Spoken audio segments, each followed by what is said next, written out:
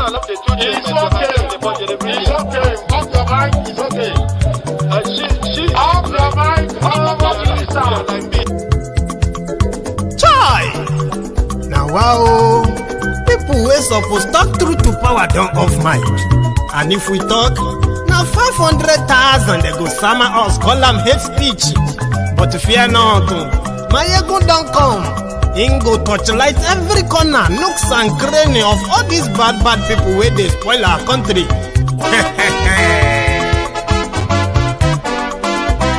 So my people make we laugh, Maiyegun don't come, my people make we shout, Maiyegun don't come, Maiyegun don't come, man of the masses, Maiyegun don't come, Maiyegun diary Politico, Maiyegun don't come, this one not the off in mind, Maiyegun don't come, and in the touchlight every corner, Maiyegun don't come.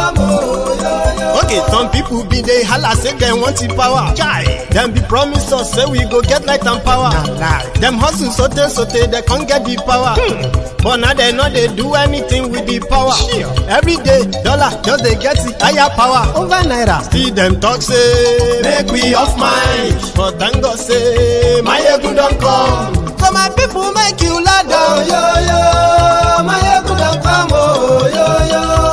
my people make we shout, Maiyegun don't come, Maiyegun don't come, man of the masses, Maiyegun don't come, Maiyegun diary Politico, Maiyegun don't come, this one not the off in mind, Maiyegun don't come, person where they do even no one make person talk. Them say that Maiyegun, that man too they talk. He too they talk. Say Maiyegun diary, he they hot like pepper. But every day then they take money in bulk. Woman picking they the street they hawk. Still them talk say make we no talk. But thank God say Maiyegun don't come. So my people make you laugh, Maiyegun don't come, my people make you shout, Maiyegun don't come, Maiyegun don't come, man of the masses, Maiyegun don't come, Maiyegun diary Politico. birthday. Are you not ashamed of yourself that they born you on an angry moment? What is good about the birthday? Are you not ashamed of yourself that they born you when the country is about to break down? Come on here with your birthday. Come on, go and see that nobody's celebrating your birthday. So if your birthday is today, you supposed.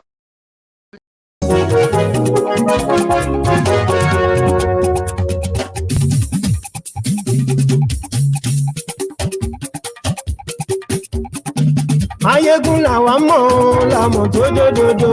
Maiyegun diary, Maiyegun number one. Maiyegun làwa mọ̀ làmọ̀ tó dòdòdò. Maiyegun diary. Hello there.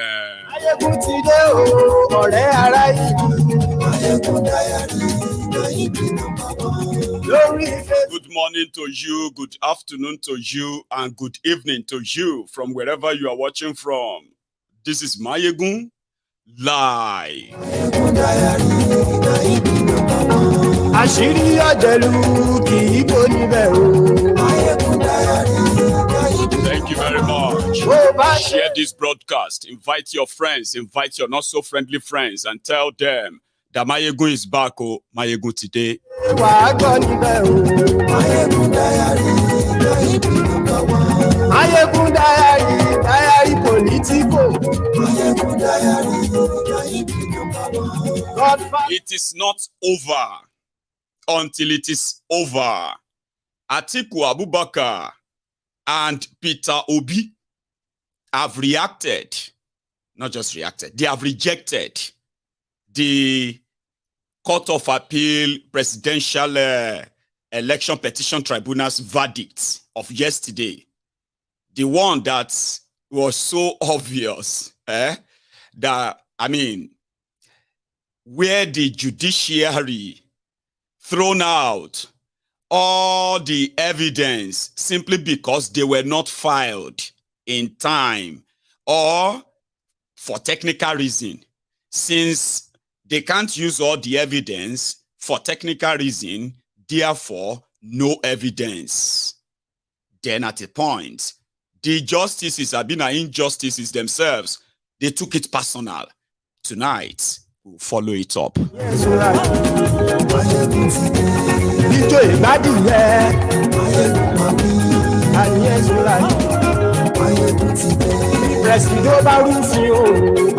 Nobu has reacted as well. While all these were kind of the reactions from Atiku and Obi, Shettima said, don't worry, guys, I won't retire Atiku to Dubai. He's going to retire him to somewhere in Adamawa, buy him goats, buy him fowls, and he will start rearing goats.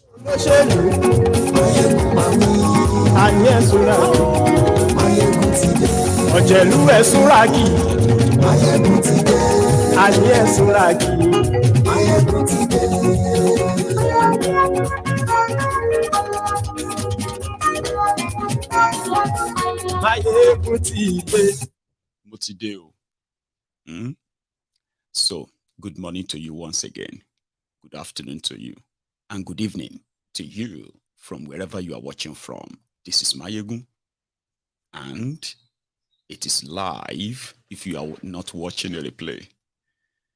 Of course, the reactions to what happened yesterday, apart from all the optimism, and for those who are kind of expecting something different, and on like that, and to those who didn't expect any kind of surprise, it wasn't surprising to some of us, but to some, I mean, if it was going to be a judgment, like, you know, you would expect something more kind of like fairer than what they read out.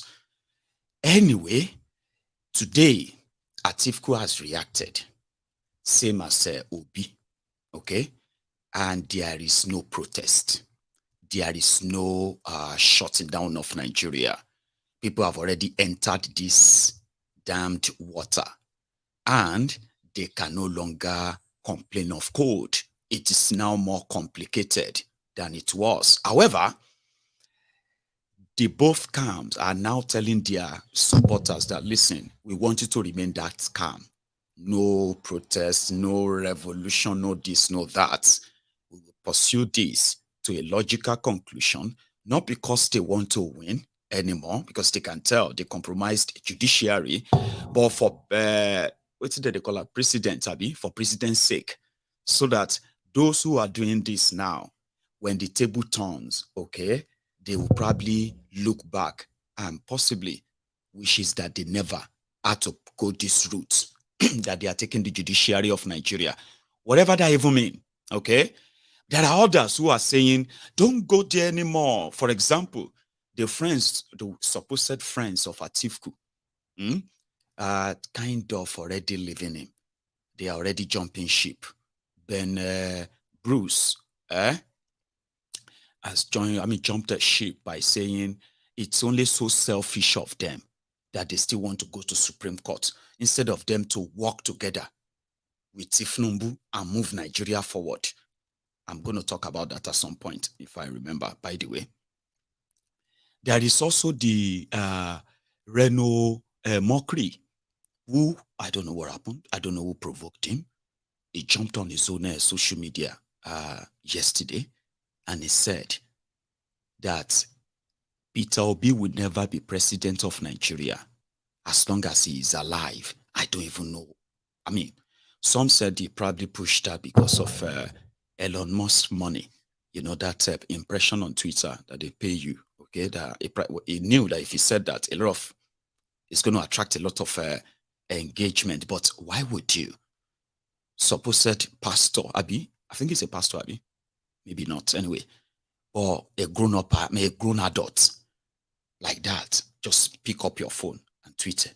Say it. I mean, well, a lot of people have said a lot of worse things to themselves, but I just thought that's kind of, Right, he would never be president as long as Sereno is alive. But the ridiculous one that actually added to the whole voice is that of Lamidiot Apampas. And you know, Lamidiot Apampas will always kind of have the headline as long as he's talking about Obi as well, right? So Lamidiot Apampas, according to the media headlines out there, just said that they have accepted the judgment. We are very okay with the judgment. Fantastic. And if Peter Obi is going to go on as to challenge the election at the Supreme Court, as he is planning to do, Lamidi Otapampa said he would expose Peter Obi.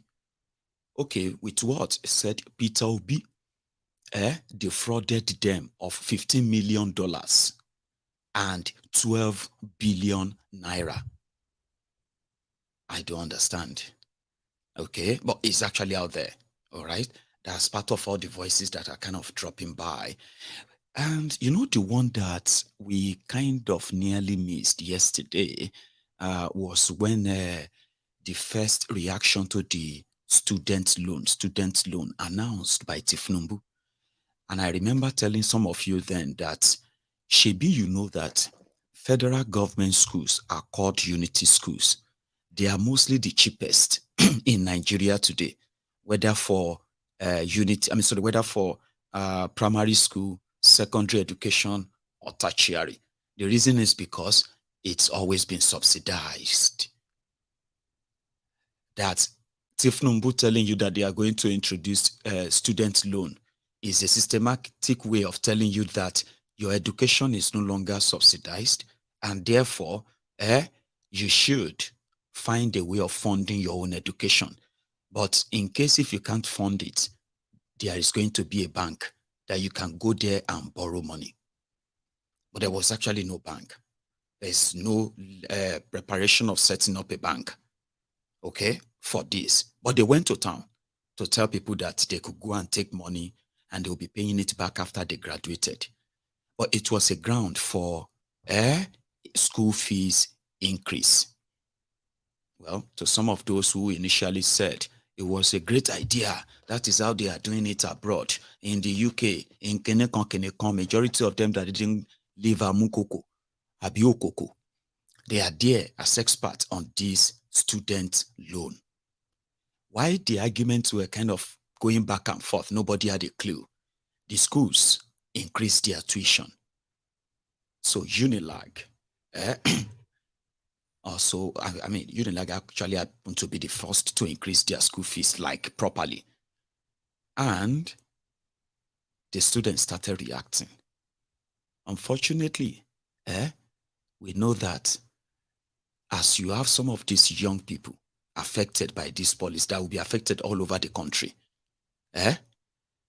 you do have those who are very much like, what do you call them again? They have a word for them. Ardent. I don't want to use ardent. They're like die-hard supporters and voters, promoters of the propagandas of these criminals that are unleashing these policies on them. A lot of them don't think. So some of them are so angry more than the others. Those who are more angrier, they are those who actually invested their trust in this APC. You could tell from their, I mean, you know what I mean? Like, this is not what we bargained for. Okay? As the cost of living in Nigeria continue to skyrocket and people continue to fall into poverty every day, some said it's actually every minute, a lot of them are going to have to drop out of school, like walk out of those schools, and they will never come back. There is already an epidemic of, young people who are now yahoo into fraud, what do you call it? Yeah, into fraud, different kind of fraud. Defrauding even themselves in Nigeria. I'm talking about emptying the bank account of whoever they get their hands on their details. Because what's the point? If you can't continue your education, the entire society is already rigged against you. Even with education, the system is rigged against you. Now, Look at how it's going to be like when you actually have you are actually a dropout existing in Nigeria where nobody gives a damn about you. So when this continues, which is a policy that's going to lead a lot of you to either leave Nigeria or leave your education forever. And most of you are actually going to leave education. And those who are going to leave the education in the next few months, right? They are also those, they are not those who have the capacity to leave Nigeria, which means they are going to have to exist in that place. So they were protesting, asking them to kind of take a look. Some of us are actually working and and schooling, which means we have to do a lot of menial jobs, make some kind of, you know what I mean, in order to fund our education. But when we woke up one morning, after electing APC, be not electing APC, whatever happens now, it doesn't even really matter anymore. Whether you are APC, PDP, Labour, or whatever, or you even none of them, it doesn't matter anymore. It's a policy. It's going to touch everybody. Your parents are going to scream for help, and there will be none. I'm just saying this so you know, it's not going to spare anybody. And these policies, this kind of policies, this is how they're going to prune you. They're going to mold you, condition you, and then break you until you find yourself in a state of life that you'll be like, you never envisaged this. This wasn't my dream 5 years ago. This wasn't my dream 10 years ago. You get what I mean? It is systemic. It's called systematic, pruning. So when some of you, let's say half of you are currently in school, are going to graduate and no job. I'm not if I'm actually being generous here, right? Then let's say another half of you who started before these criminals are likely going to have to find something else to do. You're going to drop out. The system is not going to help you because the system is actually there intentionally to get as many of you out of that place and discourage a lot of you from even attempting it. Now, education will be very luxury. It will be a new luxury. They've told you that before. It's a policy. And it is going to be in another 4 or 5 years that you are going to understand what this is going to do to you. And it is not being kind of pessimistic, by the way. Okay? It is already happening. So the schools increased the school fees and the students were everywhere. Like, for example, with all their different placards, we don't have 210,000 naira. Okay? We don't have 160,000 naira. And all that. The reason is because those whose school fees were increased to 210,000 naira, they used to pay around 25,000, 30,000 naira. Those whose school fees have been increased to 160,000, they used to pay 20, 24, 25,000 naira as well. But now here you are. Their school fees has been increased by more than 800%. Because 100% of 25,000 naira is another 25,000 naira now, Abi? So if we are now looking at about 210,000 naira, is that not like 700% school fees increase? How does that even work? There's no 700% increase in your earnings. You all know that. Rather, they have been kind of taking them away little by little, and you are left with nothing. And not as if to say they are also reinvesting those things that, the money they are taking from you, called tax. They are not investing them in infrastructures to improve your lives, improve your businesses. No, you know that. Okay? But here you are. You will have to exist in it.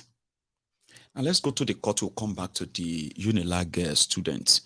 Like I said, they were on the street yesterday and the police started shooting them. Like, why would you even shoot them? They are students, for God's sake. Anyway. So, like I said, Atiku has responded to the tribunal judgment of yesterday.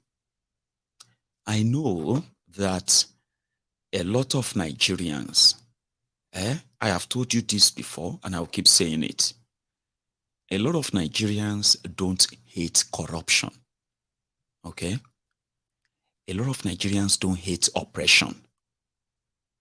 A lot of Nigerians, they don't hate even this rigging you are talking about. Most of them, in most cases, they don't like the fact that they are not the ones either doing the corruption, doing the oppression, or doing the rigging. It has kind of been like that. So until when this obedience came, you know what they achieved, which I will continue to remind all of us of. No matter how much they try to rewrite the history. You know what they say about history? They said history is very slow when we are living it. Right before our very eyes, we saw those you could call no structure, no experience, no this, no money, no this, no that, took the traditional powerful political base and bases in Nigeria. They took them to the cleaners. They demystified a lot of myth about Nigeria politics. And they are still doing that now. Many of the things that are shocking a lot of you today, because you are finding out now, thanks to them, a lot of us others have known about these things existing in Nigeria. A rigged system. When the system is rigged against you, you cannot win it. Do you understand that? You can't. You know, genuine things don't happen consistently in a rigged system. It is mostly like script. So when you want to follow rule of law, and the people who are supposed to implement or kind of effect the rule of law, punish offenders, they are actually those behind the misuse of the law. And because they are authorized by the same law to be the harbinger. Sorry, that word is one of those fancy words. I kind of, when I read and I pick them, I'm like, harbinger, like that. It's like somebody in control, somebody in command. The people who are supposed to use that same law, just law, to create just society. But Nigeria is scripted.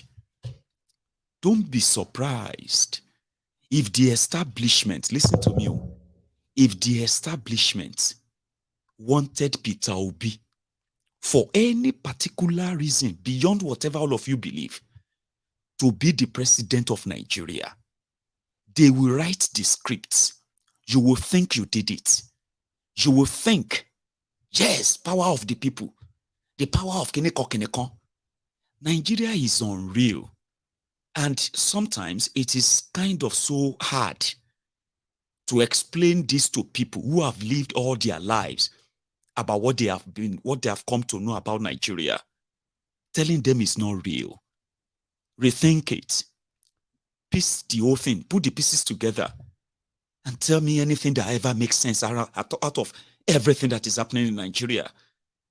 Because it is a rigged system. A rigged system cannot create a functional society. A rigged system will find it difficult to build and maintain infrastructure. A rigged system will find it difficult to police and protect the citizens. A rigged system will make it difficult to conduct elections. A rigged system is an unjust society that will never give justice.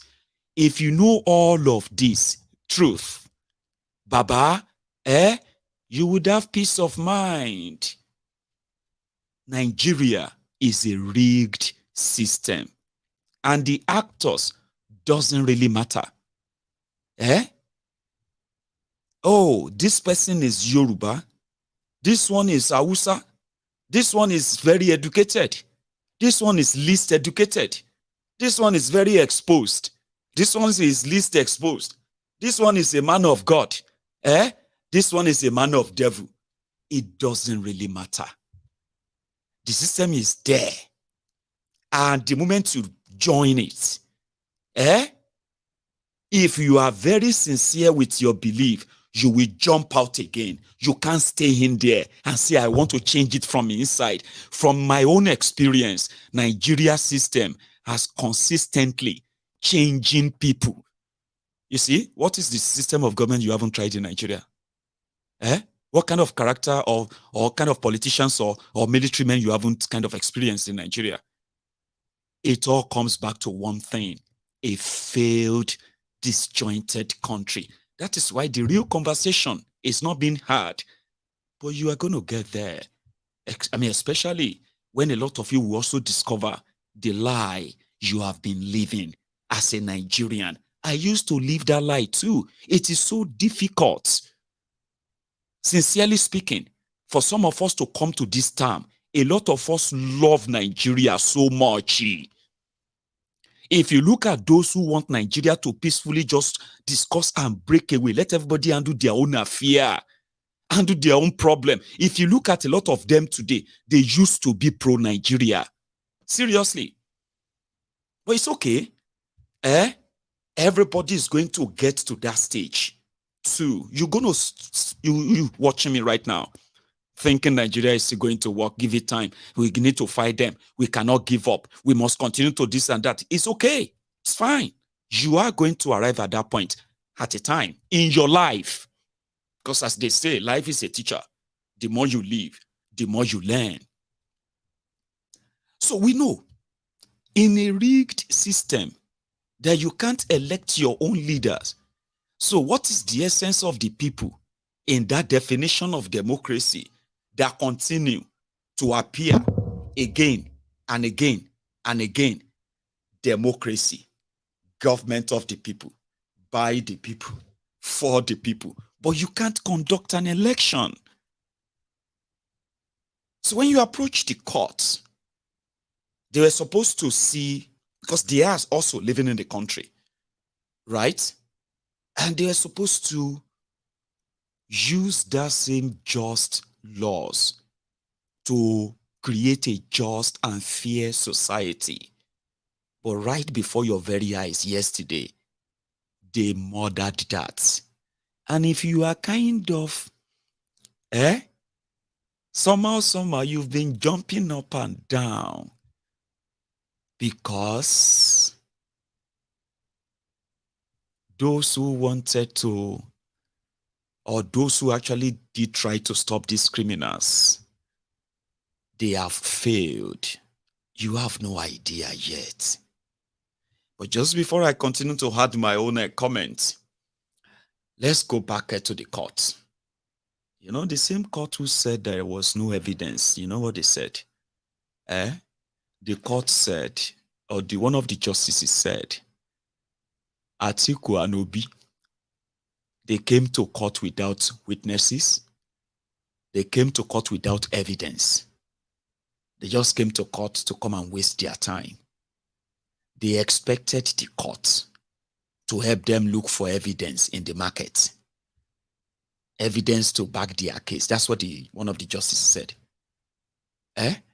And she said, or try to use the social media to intimidate them. Do you want me to rephrase what she actually said? She said that Peter Obi and Atiku, they came to court to come and prosecute Tifnumbu's victory without any evidence. After they have first removed all of the evidence, removed all of the witnesses, even the evidence presented, the result presented by INEC, they said they can't take it because the fact that the results no show is not clear. That is the problem of Labour parties. Theirs. All of you watched all the proceeding. 5 times. The same court gave an order, 5 orders on the same thing, that INEC should give them all of the materials they used for the election. And INEC rejected and denied that they didn't give them. You all witnessed that. Abi? Anyway, in the courtroom, let's start from there before we go to reactions. You see this woman, where they me do? That one where they me do. She's the one that took it personal. In fact, she actually took it personal. And when she's like speaking in the court, right? This part, listen.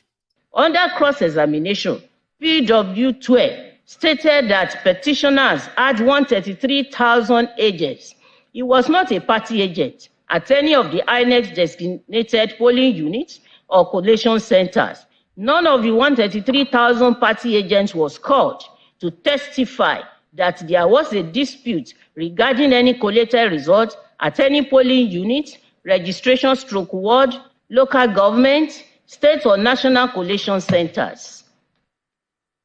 So as to enable the collation officers at the various levels of collation to activate the process prescribed under Section 64, subsection 6 of the Act.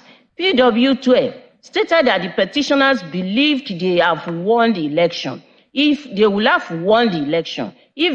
had been uploaded. When asked about the score of the petitioners by which they claimed to have won the election, he answered rhetorically that how are they supposed to know the score when the results were still being uploaded on the IREF? So this petition is about the belief of the petitioners that they will have won the election if the results had been uploaded on the IREF. Election petition is a serious issue. A petitioner is not permitted to engage in fishing expedition or a roving inquiry, as the petitioners herein did. It is clear from the pleadings and the evidence of PW12 that the petitioners were from the onset engaged in a wild goose chase and inquisitorial adventure. By paragraph 9 of the regulation, a political party has a right to appoint one person as its polling agent for each polling unit, collation center, and one representative at each point of distribution of electoral materials in the constituency where it is sponsoring candidates or candidates for an election. According to PW12, the petitioners exercised that right and had 133,000 party agents in the election. I stated earlier that none of those 133,000 polling agents was called, and not a single one of results forms collected by any of the agents was tendered in evidence. Electoral Act provided a candidate who wishes to challenge any result declared by INEC with a potent material, which are the forms on which results are entered, signed by the first respondent officials and party agents, and a duplicate copy of it is given to the party agent. Any serious candidate ought not to depend on INEC for materials to prosecute his petition. By Section 167D of the Evidence Act, the failure of the petitioners to produce election result forms collected by their agents raises a presumption that if those forms had been produced, it would have been unfavorable to the petitioners. The first respondents in their pleadings and evidence through DW1 stated that the delay in uploading the results from the polling units to the IREF was due to a technical glitch which occurred on their transmission system, which was rectified within a few hours. All that the petitioners could do was to bring a PW1, a member of the second petitioner, who claimed to be a software engineer and an employee of Amazon. She had the temerity and the audacity to claim authorship of a document, a word of which does not belong to her.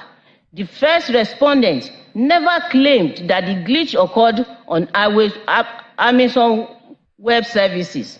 It is obvious from PW7's evidence that the petitioners did not understand the explanation of the first respondent, or were just fixated on their belief that they won the election without any cogent and credible evidence. And they did not even bother to place any such credible evidence before this court Were they expecting the court to go and gather evidence from the street or from the market, or to be persuaded or intimidated by threats on social media? That is not the way of the court. Did you hear that? That's the woman in the middle, the one talking there. She took it very personal. She was talking about, she said, a responsible petitioner will not rely on INEC giving them the materials to prosecute their case. They should have used their field agents. And the result from the field, they should have used that. But according to her, he said Obi and Atiku knew that if they had used the result of their agents, they would have still lost. Okay? Remember, all of the witnesses, Obi brought in 13 witnesses. When they started, they said they receive all the evidence. They receive all the witnesses on the sworn to an oath and everything. When it is time to read the judgment, they said, because of the time they submitted the names of their witnesses, is different from the day they submitted the petition. They should have submitted them together at the same time. So because of that, 10 out of 13 witnesses cancelled. The remaining 3 witnesses, they said because the evidence that those 3 want to speak about, they are gotten from those 13 witnesses.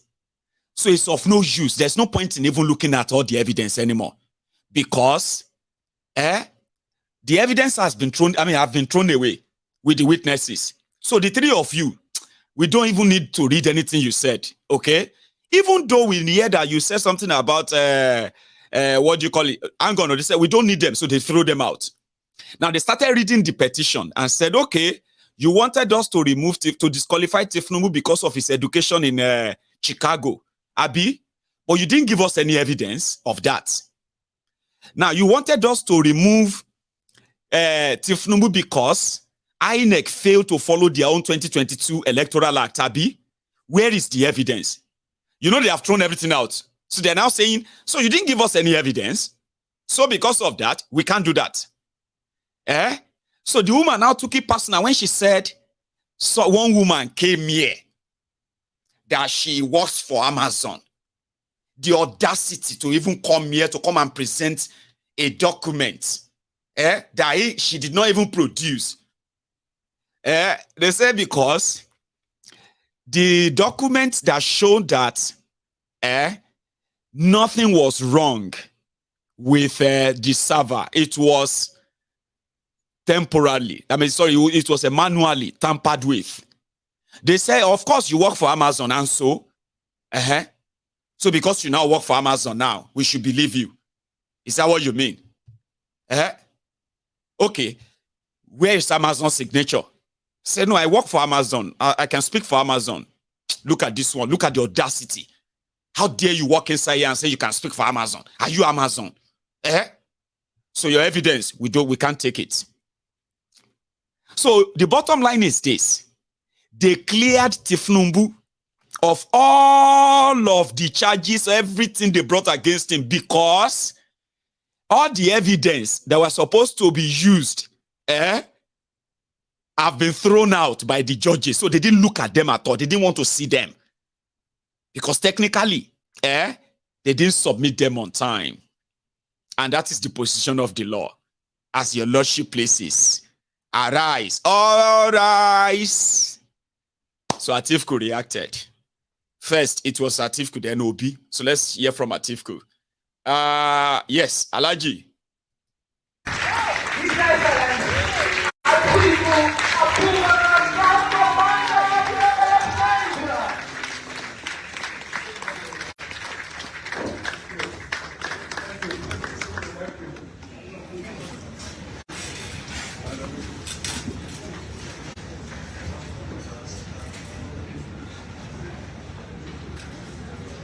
Excellency Ambassador Omar Damagun, the acting chairman for our party, members of the National Working Committee here, chairman of BOT, Senator Adolphus Mwambara, our former Senate President, and members of the Board of Trustees here are present, former governors, Senators Abdul Lingi and Dina Malaya, our governor to be in Kogi State, our members of the National Assembly, distinguished party leaders and members of the press, good afternoon.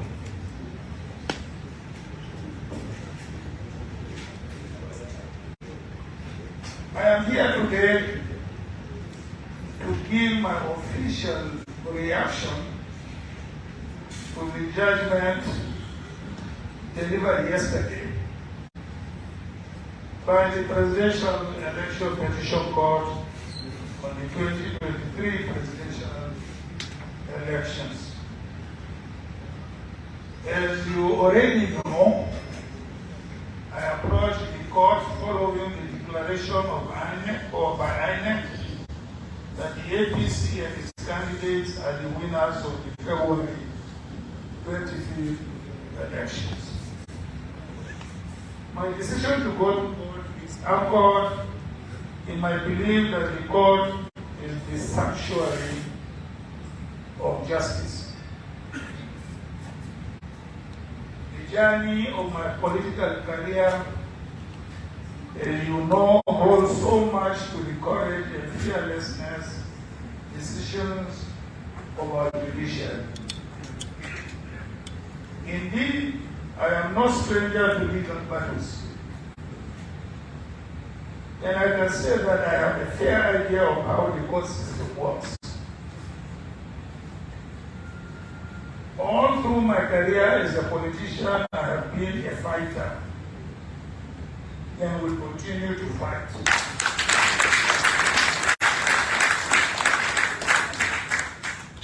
And I must say that I have found the judiciary as a worthy pillar to rest on the pursuit of justice.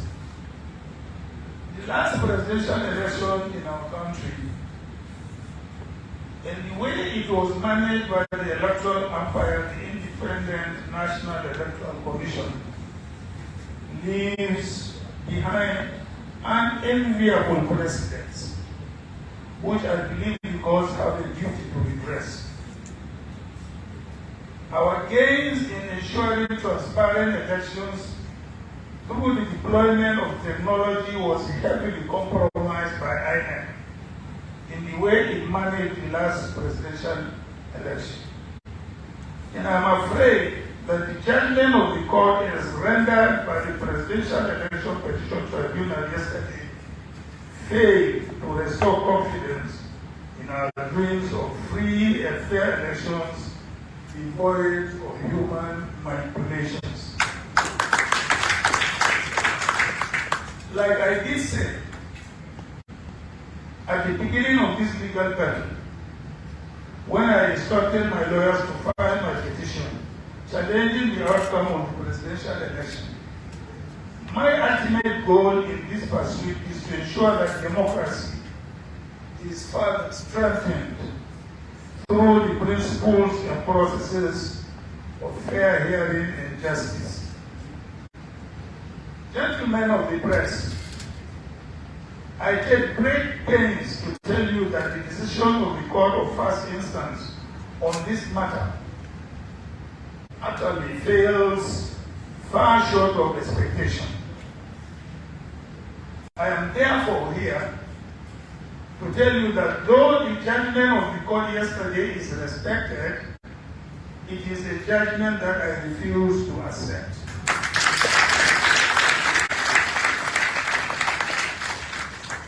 I I refuse to accept the judgment because I believe that it is bereft of substantial justice. However, the disappointment in the verdict of the court can never destroy my confidence in the judiciary. Consequently, I have asked my lawyers to activate my constitutionally guaranteed rights of appeal to the higher court.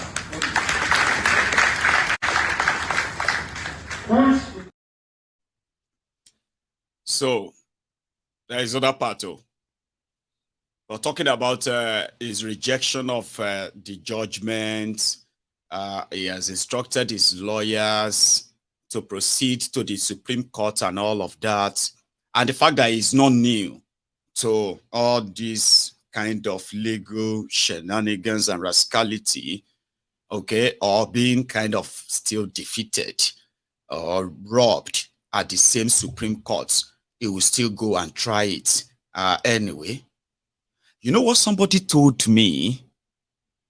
I think I read it somewhere, or both. And it was like, they said, do you know that if Atiku had allowed, without his own kind of ego, had allowed Goodluck Ebere Jonathan to do his second term in 2015, by now, it will be Atiku rounding up his second term. I think so, yeah, Abi? So Jonathan would have finished in 2019, Abi, like turn by turn, Nigeria Limited, which switched to, okay? They said, since that time, Atiku look like somebody who has been cursed with election failure. I mean, I'm just saying, ambition failure or something like that. And others are saying, no, with what Nigeria has become, even in 2020, in 2031, Atiku will still contest. Because around that time, it will believe that it is the turn of the North. But it is called political business, gamble, and the rest. So it was this same Atiku that led the people destroying people elements. They went on to go and drag Bokwari. Bokwari, who was there, also quickly saw Kolu, Tifnumbu everybody coming to drag him. Come, let us use you as our leverage. So at the end of the day, they now turn to internally displaced politicians. A lot of them thought maybe 2023 could do the magic for the SPV boys, very disloyal people. And that's why they will never forgive Peter Obi. Anyway, Atiku's lawyers, after the court ruling. Yes. I want to get your reaction to the judgment. What next?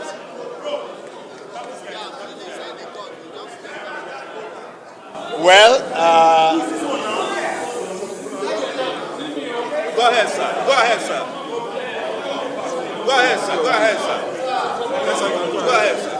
Well, the judgment has been delivered, but we have not received justice. Luckily, the Constitution has given us the right to go on appeal. This is a court of first instance, to go on appeal to the Supreme Court. And you see, this is a struggle that is not just for our clients, but for the constitution of this country, for the rule of law, for democracy. We were expecting an outcome that will improve, encourage the use of technology to enhance election management, to enhance transparency, to enhance accountability, so that Nigerians will believe in democracy. Nigerians will come out in their masses like they did to vote. We don't want Nigerians to be discouraged in the process. There are certain things, certain principles of law that we know that we need to explore, and we strongly believe that when we get to the Supreme Court will have the opportunity to review a number of things that have been said here today. So we have the instructions of our clients as soon as possible to go to the Supreme Court. So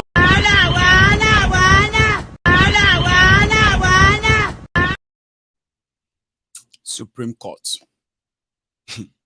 Supreme Court, where Ariwola is, Abi, which Supreme Court? Well, I'm going to do something, and that would be taking us a little bit back in order to give a credence to what that lawyer said and everybody has been saying, which others are now saying, well, INEC kind of owed the sole responsibility or authority to decide how they want to conduct election. Nigeria spent 305 billion naira on 2023 elections, lying to all of you, millions of people in Nigeria and outside Nigeria, that they have discovered the technology and they are investing in that technology. So they used years, okay, to sell the idea that they have now discovered a technology to improve elections in Nigeria. People should participate. So they lied to people. And that's why a lot of people are kind of like, they are wondering why Nigerians are not on the streets. Something you all need to realize, or which I have realized, is that if you look at Nigerians, like all of us generally, you will realize that a lot of us have no idea of how to react to things or things like this.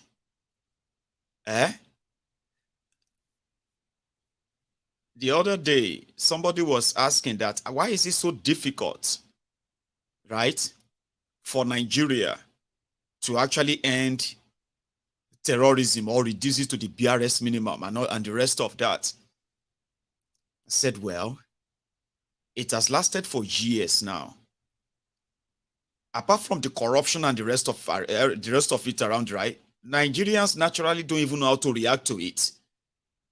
If you go to areas where the terrorists are now kings, when they started, a lot of people felt like by protecting them, so the terrorists will spare them. Here you get.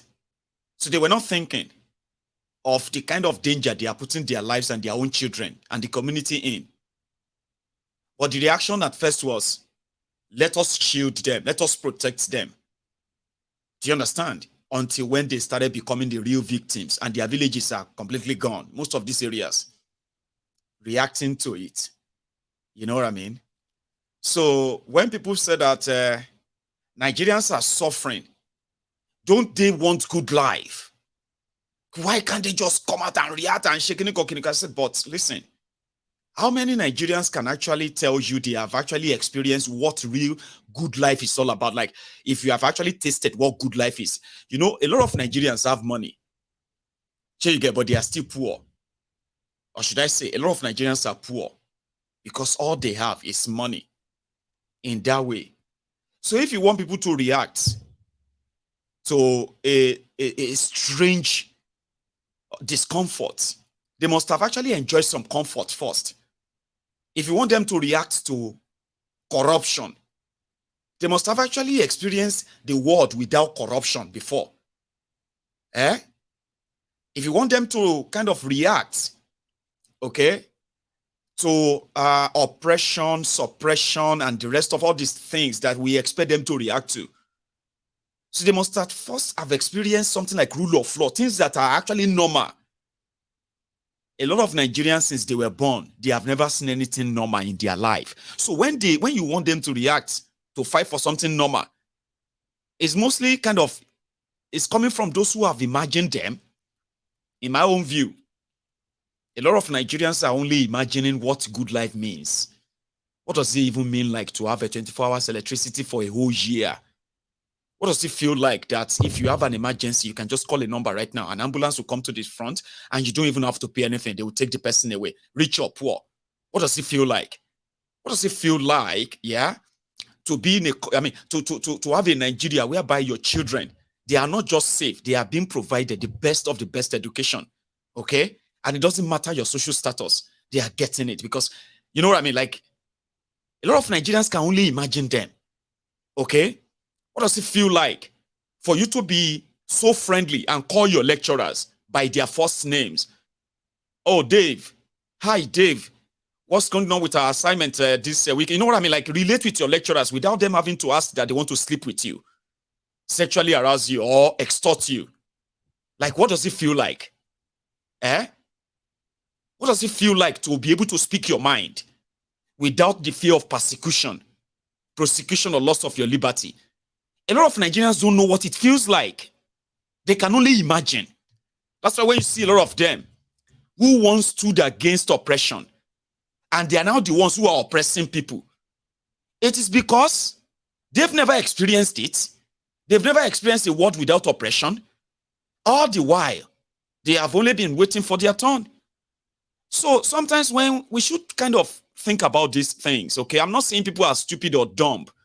I'm saying a lot of you today who are mostly angry with Nigeria are wondering, why are there still people supporting these criminals in Nigeria? It's because this is the world they know. Now you, the overstretcher, you are the one wondering, how could people go to the hospital? There is no bed. There is no medicine. There is nothing. Like, people are dying here and there. You are wondering, how is that even possible? How could people live with that? Why can't people react? Why can't young people who are poor, why can't they react and fight back? Fight for what? Fight for good life. Fight for better life. Even the young people you are talking about, the Nigerians themselves, they are asking themselves, why can't our leader do good? Why can't our leader just fear God? Why can't because a lot of them they can only imagine what it feels like to fear God. They can only imagine. They believe that if you fear God, you will treat people right. I mean, you should. I mean, you need to fear God to treat people right. Not because you have to treat people right as your job. Okay? So they are wondering. Everybody is wondering because they don't know how to react to it.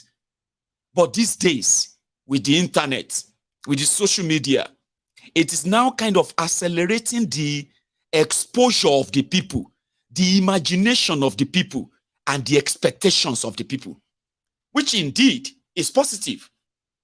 To me, is positive. So every time you are asking yourselves, why can't Nigerians come out and fight? Fight for what? I mean, fight for their right. Which right?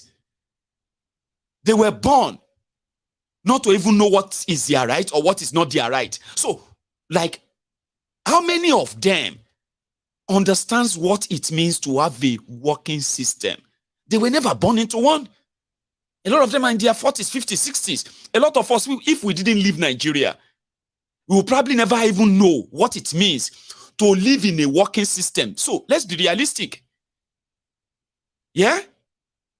So, that aside, in a system that you are wondering, I mean, you invested so much money because you said you want to improve the system and the transparency and the process. Billions of your money invested in it. So now Nigerians, when they say Nigerians don't care about the money invested, they don't care that they spent 305 billion naira, 75 people dead, and the election still rigged. They said they arrested 425 people for electoral crime. Have you seen any of them in court? Has anybody been convicted? Do you see any case in court right now trying people for electoral crime in Nigeria? Because they don't, the system don't forget be that. Everybody move on. Do you get that? Or you don't? So I'm going to take you a little bit back and show to you when these clowns were clowning the 200 million mumus in Nigeria and everybody was clapping. So when they now turned around and said, no, no, no, no, no, it's not what we said. Really? But you did say it. A lot of us said you are lying. Liar, liar, liar, pant on fire. Liar, liar, pant on fire, liar, liar, pant on fire. Maiyegun give them benefit of doubt. Maiyegun, I know that you don't believe in Nigeria, but listen to me. I have seen this technology. I have seen these people who are doing this work. In fact, I know that Buhari has failed. It's this and that. But when it comes to election, I have seen what liar, liar, liar, liar, liar, pant on fire. But you said it on record, though. They can't change them later. All the things where you read there at their court yesterday that they denied, all of them, they used 3 years and 305 billion naira to lie to 200 million mumus that they meant well. Throwback, ladies and gentlemen. Mumudu, you go first. Only last week, we commenced the training of master trainers on election technologies to ensure a seamless process. Beginning from tomorrow, we will commence the same training at zonal level and subsequently train all the ad-hoc staff for the 176,846 polling units nationwide. On this note, let me once again reassure Nigerians that there is no going back on the deployment of the bimodal voter accreditation system, DVAS, or voter accreditation. There is no going back on the transmission of results on the INEC result viewing portal in real time on election day. There will be no incident form that enables ineligible persons to vote using other people's permanent voters' cards during elections. We are committed to ensuring that the 2023 general election is transparent and credible, reflecting the will of the Nigerian people.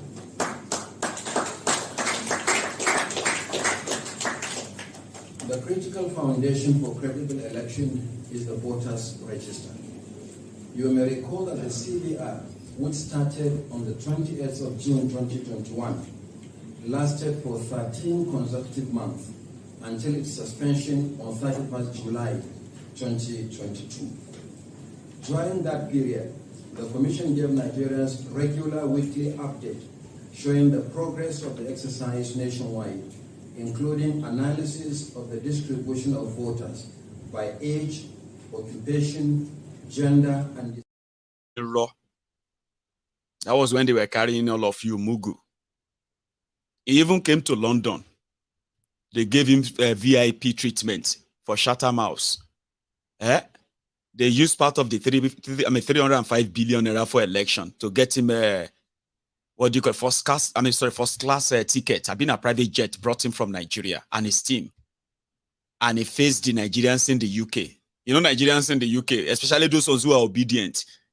Some of them were like, they fancied him that day. They were like, oh man, this man, if this man do it in talk saying won't do, these people are finished. A lot of people, after listening to this guy at the Shettima in London, they bought their tickets. Because some of them, they already have their voters card. So they got their tickets. Back to Nigeria. We need to go and take our country back. If you see her now, how you go see her now? You go bring out your phone or you go bring out your stick or stone. Next time you see Mumudu in London, what do you go bring out? Your phone or your stone? This informed the early choice of a new voter accreditation technology using an electronic device called the bimodal voter accreditation system. That is BVAS. We have tested it in several by-elections and off-cycle governorship elections. In addition, the decision to make polling unit election results available for public viewing, which has always been a major demand by citizens and election observers, falls into this early choice of election technology. The INEC Results Viewing Portal, the IREV, is a dedicated web portal for the public view of polling unit results as soon as they are finalized on election day.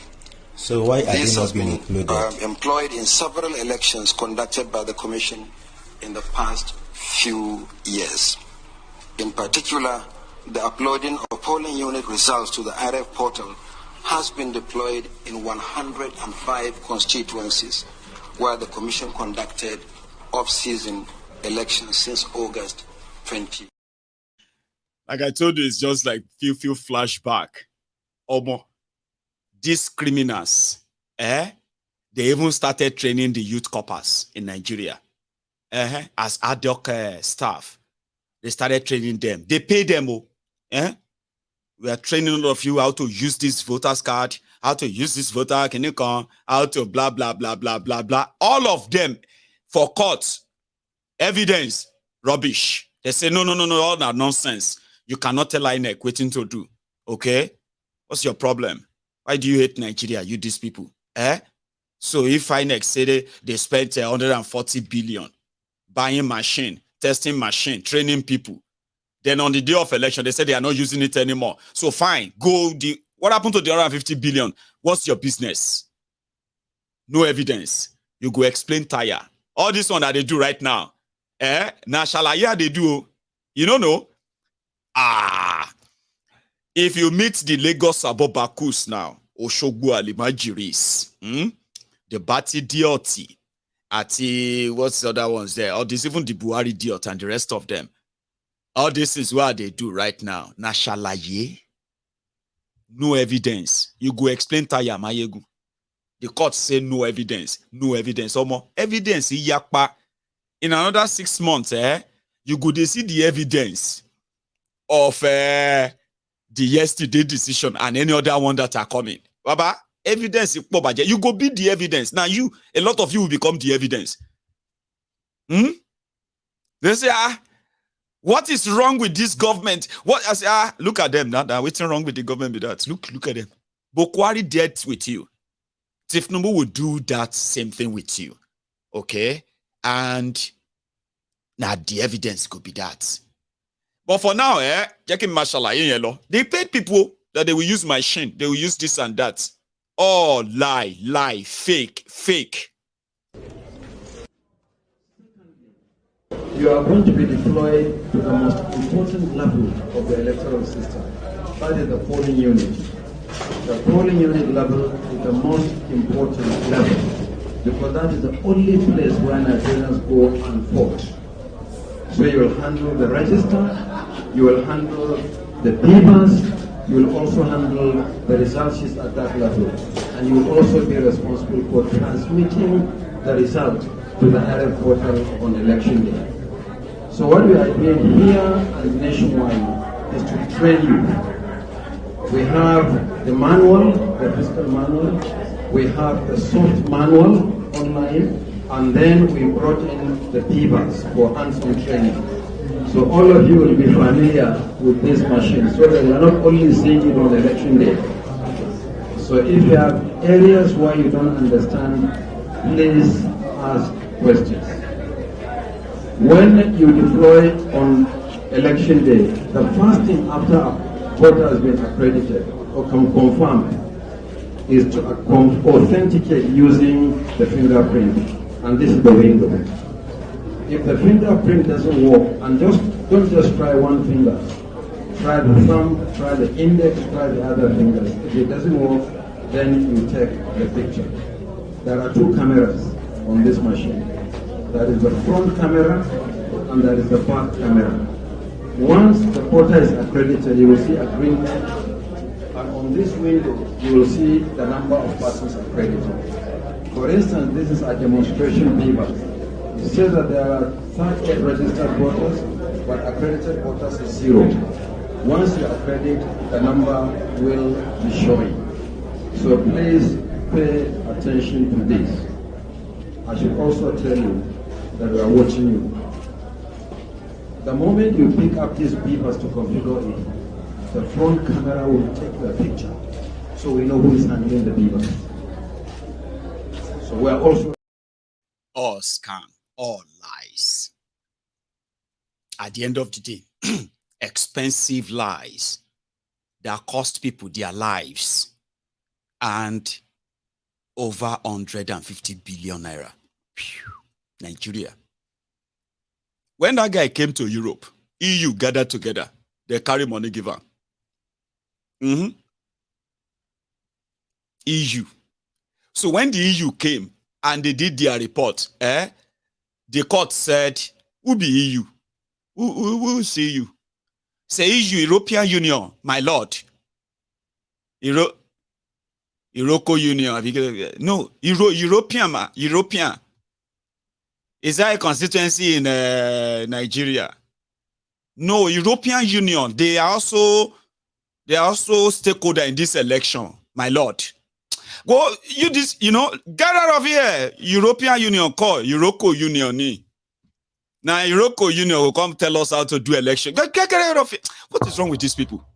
Tifnubu, they are presented one single witness. Now the written address of Tifnubu's lawyers, the judges were reading. They just added their own small. Because that's what I think. Because everywhere they agree with Tifnubu lawyers. Because Obi and Atif could not show evidence. They don't show evidence. They don't show witnesses. Here you get. So that's how scammer they are. I mean, how scammy they are. Scam 200 million people. And half of them don't even know they were scammed. You go tell. Festus Okoye, you swore by the name of God, Festus Okoye, and you said this. Or you changed it. Fear man, no. Abi, fear human being. Abi, I don't know. I don't even know. Shall fear human being? You know what I mean? Because I go to fear those who no fear these people. Undi one Nigeria.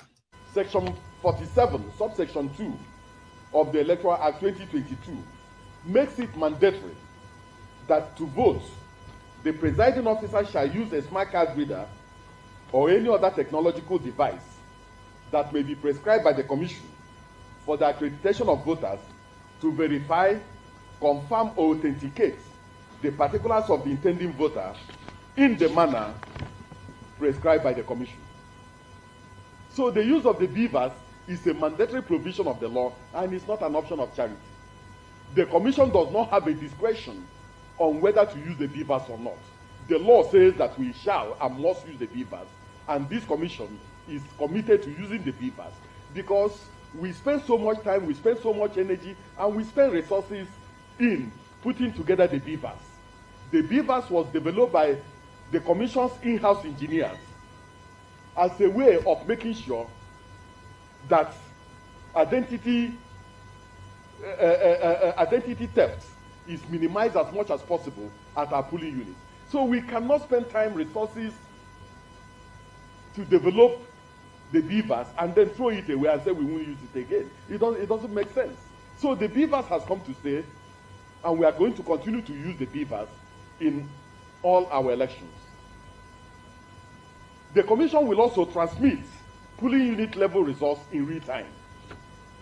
The transmission of polling unit level results is also a mandatory provision of the law, as Section 64, subsection 4 of the Electoral Act has made it mandatory. We canvass for the inclusion of the beavers and the electronic transmission of results in the Electoral Act. We therefore have a responsibility to keep faith with our own innovations and at the conduct of transparent elections driven and propelled by technology. Nigeria is so corrupt, which I regret the day I was born in this country. It's unfair. This is unfair now. This is unfair. Nigeria is so corrupt, which I regret the day I was born in this country. It's unfair. This is unfair now. This is unfair. Nigeria is so it's unfair. I'll keep saying it. Today, Festus Okoye is on well, they don't remove him anyway. They didn't renew his own contract. Festus Okoye was on TV after the election and saying the right to choose what to use is this, is that. Nobody, nowhere. INEC said they are going to do that. No, some people's papa. You saw your papa on TV. INEC official. They lie. They lie to help them mortgage the future of this young generation and the ones before them. Abi, your papa, this TV, they lie. And you are saying, Daddy, I'm proud of you. Oh, Daddy, I'm so proud of you. Because your papa, they carry blood money come out, Sabi. You are proud of your papa. If you are one of their children watching me, I bet you are there right now and be like, if you stumble on this video, you are showing love to your papa with all the blood money and the future of the Nigerians that they are mortgaging for this pecuniary immediate gain. Today, They've denied all of that. All of that. Because may Obi accept. Atiku, complete your statement before I go to Obi, because now Obi next. Because Atiku don't tell him lawyer, but there are other things he has to say. I think you should listen. Is the Supreme Court of Nigeria. It is my conviction that the electoral process in Nigeria should be devoid of untidy manipulations, and that the outcome of every election should be a perfect reflection of the wishes of the electorate. I believe that such is the only way through which our democracy can have a manifest expression of its true meaning. Whether I prevail in this quest or not, the record of my effort in ensuring an order of credible elections in Nigeria shall remain for the future generations to emulate. On this note, I urge all my supporters to remain calm, steadfast. I urge them to take solace in an immortal lesson I learned from my leader and mentor, late Shehu Yaradua. May his soul rest in peace. That losing a battle is less important than losing the war. We might have lost a battle yesterday, but the war is well ahead of us. And I believe that with our hopes in God and yourselves, we shall win the war of restoring confidence in our electoral system. Let me finally give hope to some of our delusional or disappointed members of our party. I am one of the foundation members of this party. I'm still standing strong. This party gave birth to any other party you can think of in this country. Whether you call yourself APC, ADD, APM, whatever you call yourself, your mother is the party.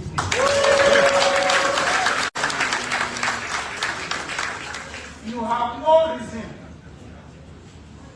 You have no reason whatsoever to lose hope in this party. Life itself is full of ups and downs.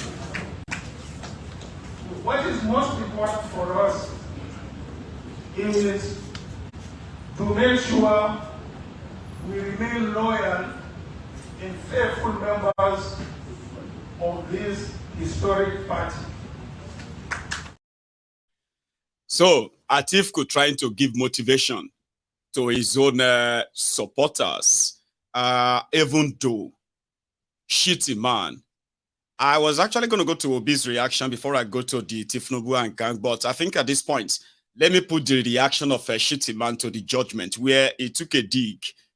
They said it's a joke, right? It's a Fulani joke, or sorry, it's a Kanuri joke.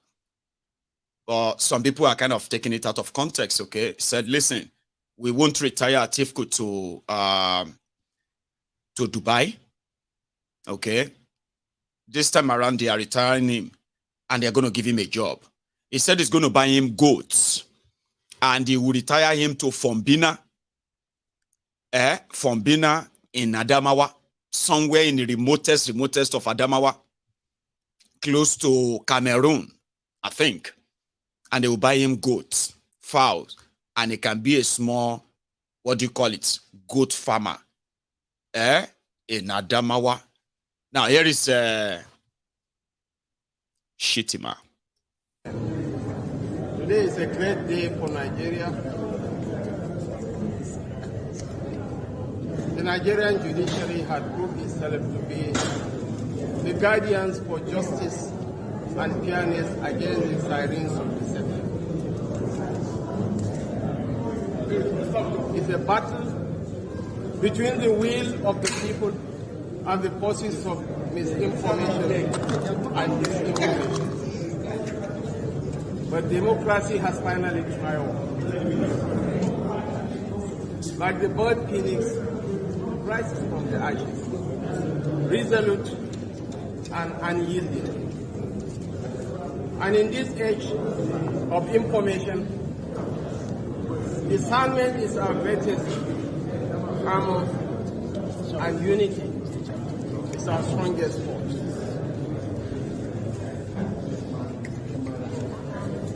Remember, ladies and gentlemen,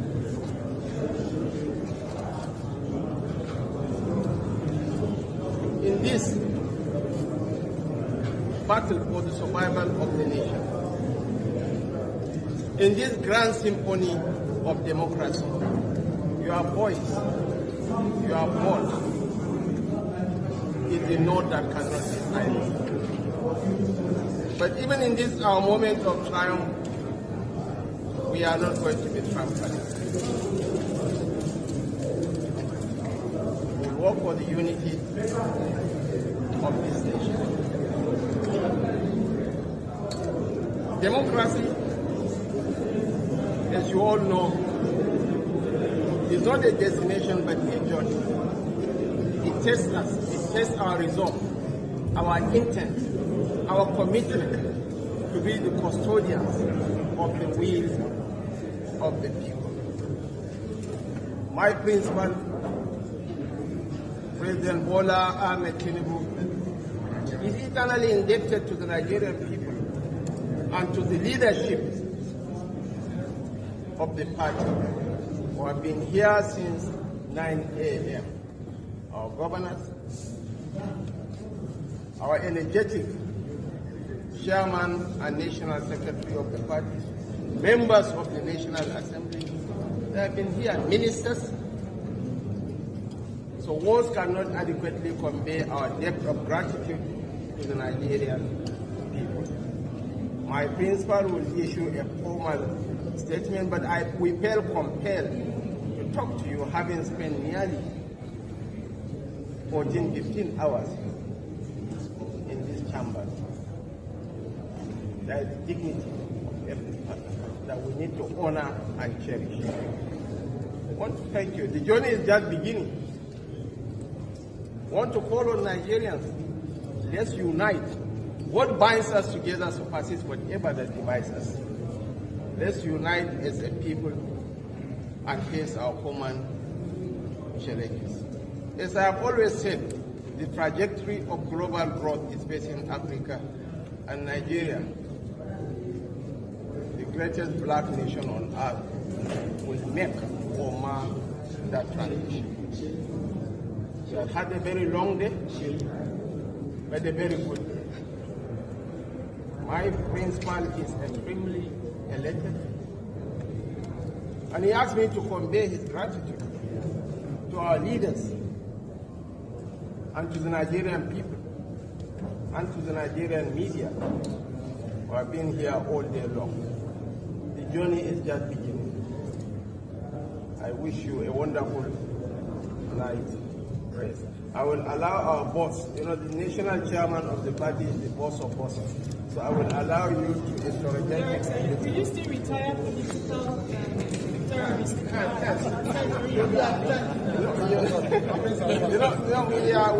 have moved beyond the phase of politics. Now we are in the phase of governance.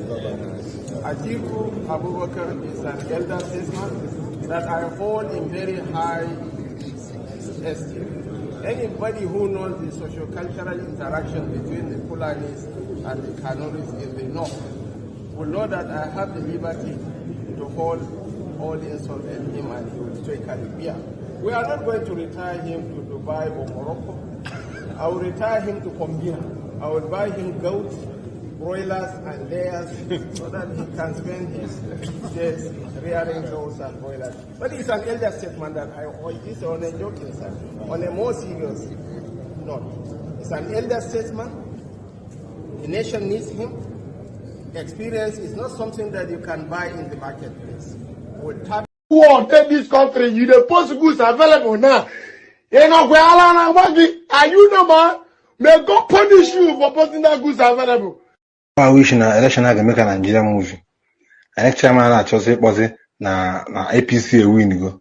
Thunder agba. I will confess. I just say coercive election. Also, no, a town hall is different from blah blue, blah blah. Not Peter be winning. On one female.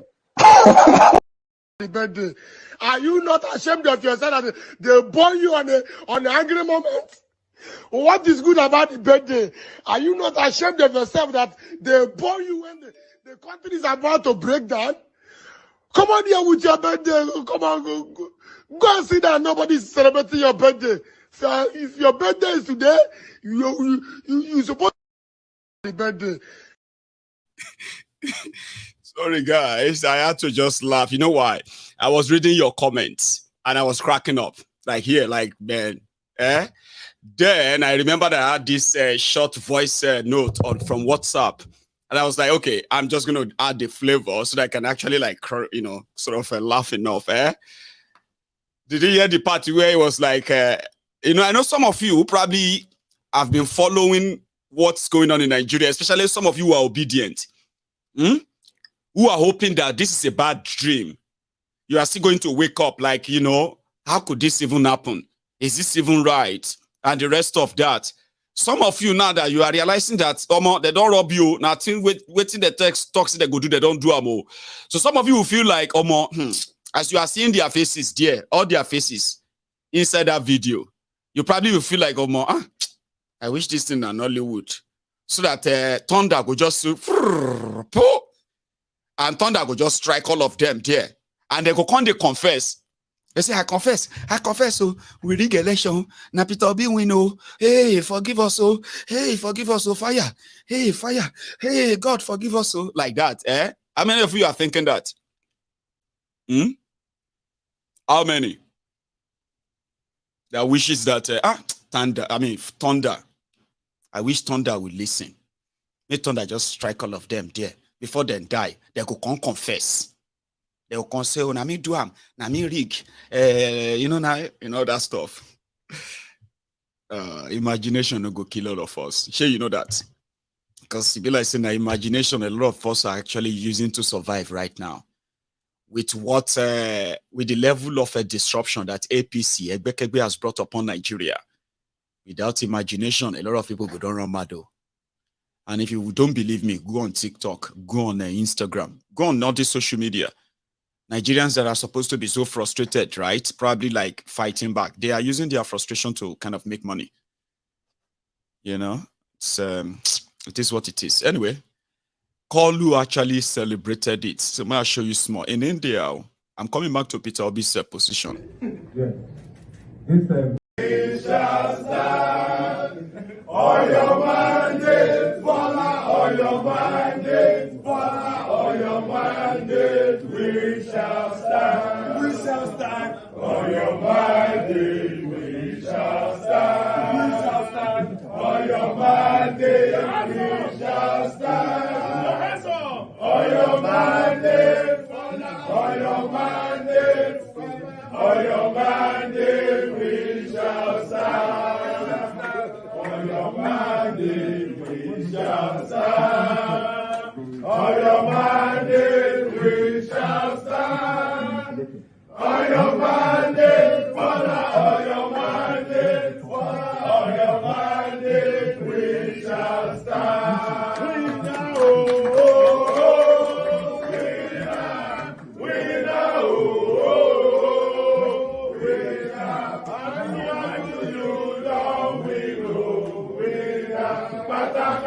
You go win forever. From India. Then he also added his own, you know, I accept the judgment. Democracy is working. Democracy is this and that as usual. You know, like normal. So the Mugus clapped. It's been a very, very strong and emotional journey for all of us. Struggling for democracy, truth, and justice for all.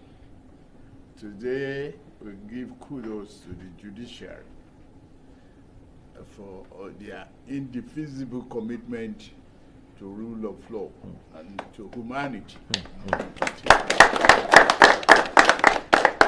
Thank God Almighty for guiding us this far and protecting us. With your support, joys, and you know, adulation, the theme for Nigeria is for us to pull Nigeria up and be proud of a country that's the only country that we have. 1 out of 4 black race is in Nigeria. Well educated, dynamic, collaborative, and forward-looking people. Hard-working, no doubt. We have no reasons to. As mentioned in the earlier part, this court has consolidated with time paragraph 50, the first schedule to the Electoral Act. This ground was, as mentioned in the earlier part, this court has consolidated with time paragraph 50, the first schedule to the Electoral Act. This ground was. Anyway, I think that's how I was feeling, right? The way I was feeling about watching Kolu, talking about our democracy and the rule of law and the rest of that. If you think that of Gandola, you see fake. You see how fake people do. Gandola, we don't travel, gone. Everybody in that courtroom, somebody was asking me, Maiyegun, do you think they probably spray something inside that courtroom that everybody just slept off? And I was like, Baba, even if not me, they inside that courtroom.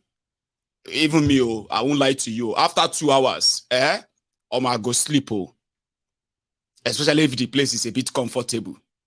But the only problem is that, once I realize that I'm sleeping like that, Baba, I go leave the place. I go come out. But you see, politician, no, I'm not sleeping. You see, sorry, sir. You know all those Baba, when you are with all this Agbalagba, some of you are Agbalagbas, and this culture of, you know, lying. And they will say, shut up, man, so Agbalagba paro. I say, etin sun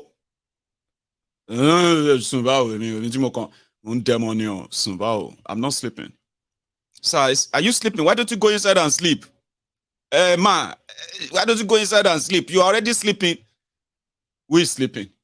Is it because I'm trying to close my eyes like that? Do you think I'm sleeping? That kind of a thing. Then you put demo to it. I don't know, maybe somebody, or maybe his brain, when he was sleeping like that, is already gone like that. So his brain just told him that, alaye, wa, cut low wow. Now cut you do. Oh yeah, demo, this, you know, demonstrate like say, you are not sleeping, you are just praying. And it was like that. Like, kilo shigan dollar. As mentioned in the earlier part, this court has consolidated with time paragraph 50, the first schedule to the Electoral Act. Larry.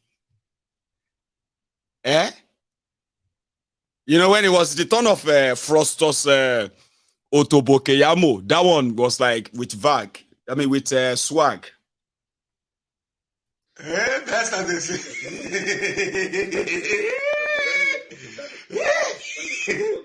Minister for Aviation.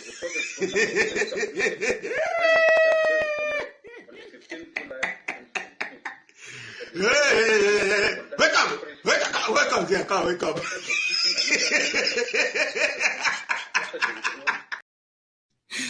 You cannot cheat nature, okay? I just thought I should make you smile because a lot of you are kind of so tensed.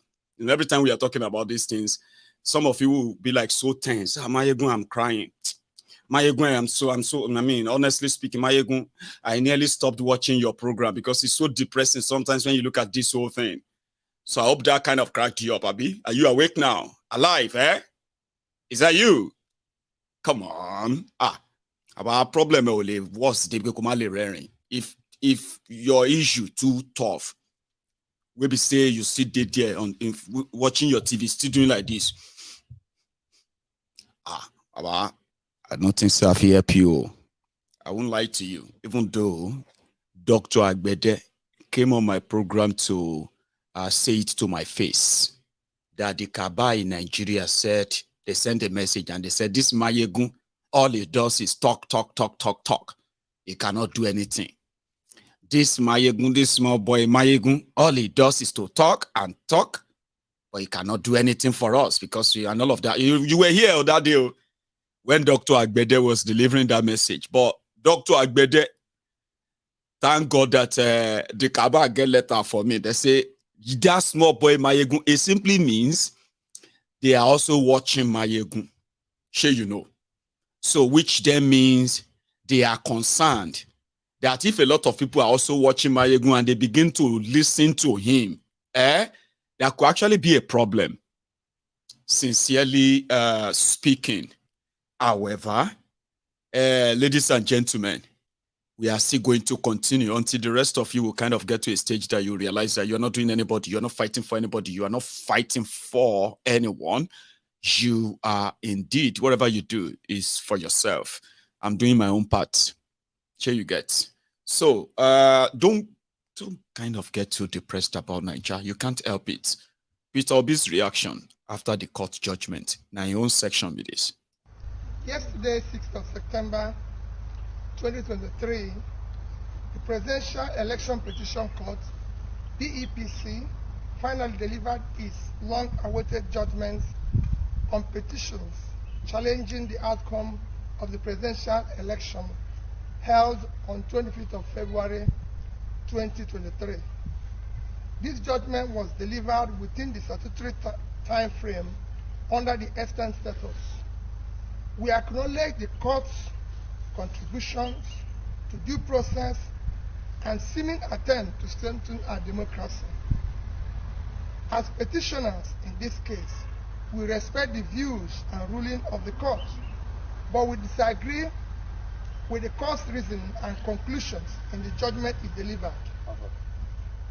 It is my intention as the presidential candidate and the intention of Labour Party to challenge this judgment by way of appeal immediately as allowed by the Constitution of the Federal Republic of Nigeria.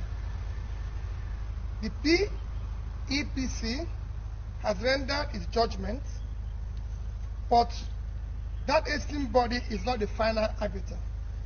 The responsibility now falls on the Supreme Court. I do know that the judgment is not conterminous with justice.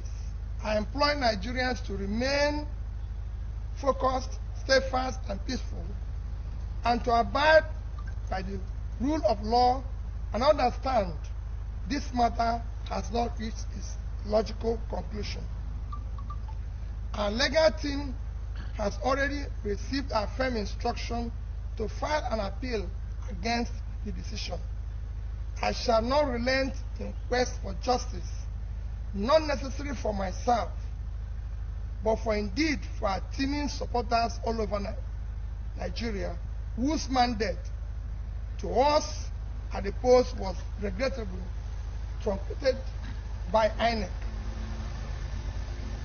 The strength and value of our democracy reside on solid national institutions and our confidence in them. Electoral litigations will almost be unnecessary and non-existent if the Independent National Electoral Commission discharges its statutory functions creditably, transparently, and with tenable fairness. When that body fails, as it did recently, thus subverting the will of Nigerian voters. The recourse to judiciary becomes imperative, as is now the case. I thank every Nigerian who has supported our cause and campaign for a new Nigeria, characterized by fairness, equity, justice, rule of law, peace, prosperity, inclusiveness, sustainable growth and development. A new Nigeria is possible and achievable. I especially thank our legal team, the Labour Party and the Obedient family, and all those who showed up daily during our court trials. God bless you all, and God bless the Federal Republic of Nigeria. Thank you. Many people are in the bank because many people are dying. Everything are doing. Pressure ti wà. Mbazo Yoruba. Gbogbo nǹkan ṣẹlẹ̀ ń lu yìí. Pressure ti wà. Èyìnbó kò ṣe sọ. Òyìnbó ṣe sọ. Sorry about the quality of the video. Okay, I kind of picked that from a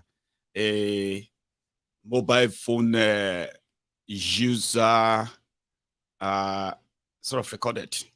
Mobile phone recorded. It's not like a professional like that.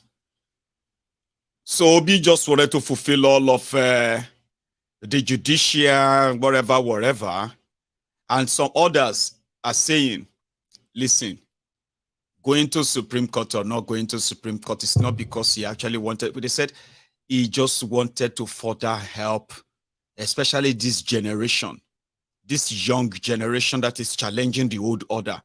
They said this whole thing is just to help further expose how rotten the institutions in Nigeria are. And then whatever the young people want to do about it is up to them. He's not looking there to go and see them to declare him winner or a rerun. It's not going to happen. A lot of you should start believing me now. You should start believing me, even if you're always doubting what I say, simply because of the way I say them. I know I know I can be very petty sometimes, yeah? I can be very petty, but I like it. I like being petty. It makes me real. It makes me kind of like, you know, that is why when I finish any of my program, I can go to bed and I will sleep very sound. It doesn't matter what the reaction is, like, oh, you this my ego. It doesn't matter. You know? But you should start believing me. Or, okay, don't believe me. You should start listening to me. You know what listening to me does? It gets you to start thinking. Seriously. Peter Obi knows that there is no justice in Supreme Court too. But if when somebody who tweeted at him and told him to go and run for president of Nigeria, if he didn't run, there are some of you, including those who persecuted him, those who attacked him, those who said a lot of things, those who attacked all of you because of him, including all of them. If he didn't run for president right now, a lot of them will be saying, they wish that Peter Obi contested. And under any party, they would have supported him. And a lot of you will agree and say, yes, well, it's true. That Peter Obi, because you know what? Before Peter Obi said he wanted to be president, contest election, he was a darling, no? I mean, forget all the things that Nigeria has turned to right now. Are you with me? At a point, a lot of people who love him so much, they started finding out that it was, in fact, in PDP too. I was like, how could you forget that now? He was a PDP vice presidential candidate in 2019. I didn't know that. To who? To Atiku now. Okay, and so I'm happy that he's not with Atiku anymore. I didn't know that. Sure, you get. He was a darling, let's be honest. A lot of people who are attacking him today, attacking Igbos, ready to kill any Igbo, chase them everywhere today. Peter Obi used to be a reference because he wasn't contesting with their lords and saviors. So the day he said he was, if he hadn't responded to that, if if he hadn't been chased away from PDP, maybe it won't be this much. You get? So he himself should know. He's a member of the elite squad. They know themselves. He knows them. But if his job is to open your eyes, to let you understand how rotten your country is and how gone it is and how much lies they've told you, and so many of those lies, you need to experience them. Excuse me. It's never going to make any sense if somebody told you. You need to experience them. You need to analyze them. You need to begin to question everything they told you. How? It's by living them. It's by kind of, experiencing them. So if I tell you something, you should believe me. Oh. Don't come back here later and start telling me that Maiyegun watch. You will see what will happen at the Supreme Court. If the Supreme Court, Baba, make una they calm down. No? The devil you are dealing with, if you understand them very well, you will realize that divided house can't take these guys down. But we are going to get to that part at some point. When his own lawyers came out of the courtroom, just like Atiku's lawyers, their own first response. I'm saying that our clients are dissatisfied with the judgment just delivered.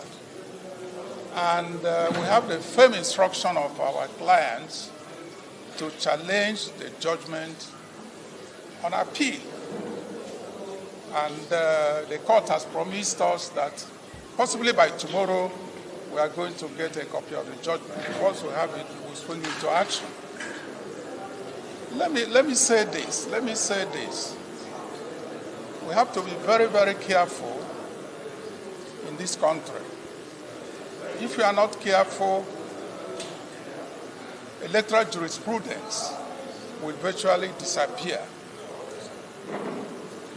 I'm saying this with every amount of sincerity, because when the litigants, when those who contested the election continue to find it very difficult to establish their case due to obstacles all the way, starting by INEC, certainly they may resort to some other means of trying to seek justice, which may not be lawful. And nobody encourages that. Nobody encourages that. So, and also, I commend the Court of Appeal for introducing live streaming. You will recall that we applied to the court to have live streaming of all the proceedings. The court, in its wisdom, did not grant the application, but now in the end, they saw wisdom in it to guarantee transparency. Hence, they introduced live streaming of the judgment. Certainly, it would have been better if there was live streaming of the entire proceedings so that the public will now watch it from beginning to the end and connect properly with the judgment. But this one just started from the judgment, so they didn't start from the very beginning. So I do hope and pray that next time it will be continuous from the beginning of the case, beginning of the hearing, until the end. That is the only way you can ensure transparency. Because when something is open, people will see it themselves and they will make up their minds one way or the other.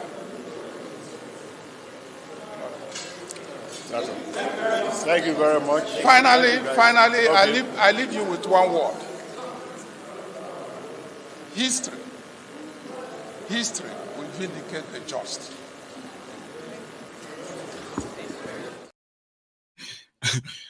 About that one will be one word though. That one are like one sentence. History will vindicate the just. History will vindicate the just. About 5 words, oh, my lord, my lord, my lord. Now 5 words you said, though, no be one word, though. 5. One sentence, by the way. And like I told all of you, when you are living through history, it is always very slow. But you know something? In 10 years' time, in 20 years' time, when you begin to tell about what happened or what is happening now, it's going to be sounding like they happened ages ago. But when you remember that it happened, you lived through it, and you remember that it was so slow. People didn't do anything. People couldn't fight back. Everybody was just so like, the oppression was so much. I remember that time. Any small thing, they would threaten us with soldiers. Any this and that, they would say, and it was like forever. We felt like we were doomed. We felt like there was no way out. There's no way we could get out of this whole thing. Everybody was screaming at one another, asking, do something. Let's break up the country. In 10 years' time, when you begin to talk about them, it's going to sound like, oh my God, that sounded like ages ago. Because you are living through it right now. It is slow. There is already history in the making. Something is going to lead from something to something, and it's going to eventually lead all of us to somewhere. Just learn how to connect the dots, rather. So the lawyers are assuring, we will make sure the law have to take its course. We need the precedents and the rest of that. But at the back of their mind, there is not going to be any justice. Let's just do what let's just do it for doing its sake, and then hope that history will vindicate the just. What the fuck? I'll tell you what happened, right? I wanted to say something that is a little bit saucy or sassy, and I remember that children will be watching. What's the point? So I wanted to say it in English. I wanted to say it in Yoruba, but there's no point in saying it. So man, just forget them. Thank God I didn't say that. Say, Maiyegun, children are watching. Listen, there are children here. Please don't say that again. Maiyegun. I say, okay, yeah. Fair enough. I remember before I spitted it, so let's leave that. So when it now comes to that law, there are people who believe that law, which law? Rule of law, where? 1999 Constitution from where? People can't burn their own constitution. They burn Nigerian constitution. No, they burn Nigeria wigi. As a B now, if you like saying Shaja and Bill lawyer could help you with all your cases now in Nigeria, because what's the point of actually like studying law in Nigeria? Could you help me? It's a useless book that does not deserve any space on my bookshelves. It's useless. I won't have to for that matter.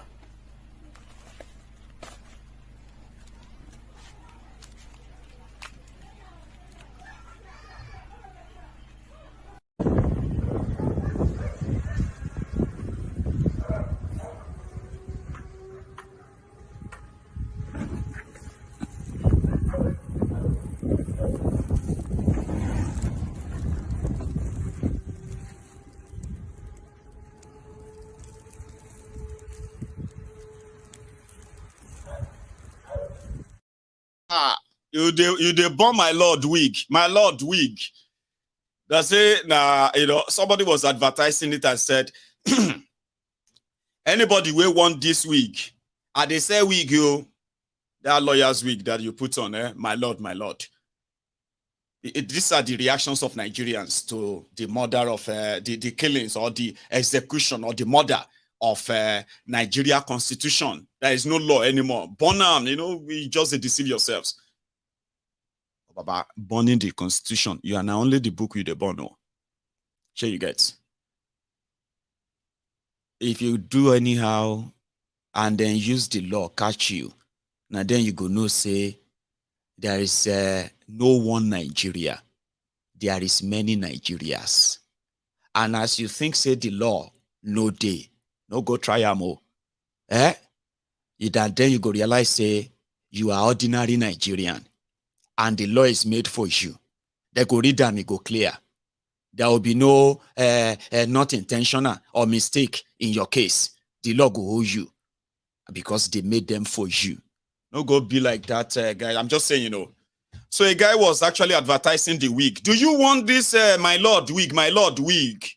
You can be a lawyer. Just go there and quote something and say, nah, error, a mistake and whatever. And that's it. 10,000 naira. I say, 10,000 naira for my lord wig in Nigeria. You know, you go take 500. And the guy was like, if you are going to pay for delivery, oh yeah, bring 500. So it's just to tell you that why study law in Nigeria in a place that has become so lawless that apart from the fact that the country is not investing in the future of its own citizens, the young people, education, health, and the rest of them, not investing in them, but they are willing to milk them. And when any one of them try to kind of express the displeasure in a democracy, they may get killed. If you don't believe me, then you haven't seen the Unilag students in the last 48 hours. Thank God they released some of them yesterday, or all of them yesterday, because they had to arrest some of them. The police. It is already happening. Somebody said, Maiyegun, you go cry. You go continue to cry, Maiyegun. Do you see the people I'm actually crying on their behalf, including you, that is telling me that I should continue to cry? Do you see people crying here? Look at that guy in front of that banner. Look at the one wearing mask. Do they look happy to you? Look at the guys who are holding both, who are holding the banner. Do they look happy to you? They are not Maiyegun. They are like you and me. Just anyone. Well, they are not like me because I'm not a student. Share this guy where they carry this banner for the left. He look happy to you. Now, where is their happiness? Who took their happiness? Tifnumbu, not me. A lot of you now so now go they cry. It just depends on where the shege hold you. Okay? If you have children that are going to school, they no go tell you before you sit down for the corner of your room and begin to cry.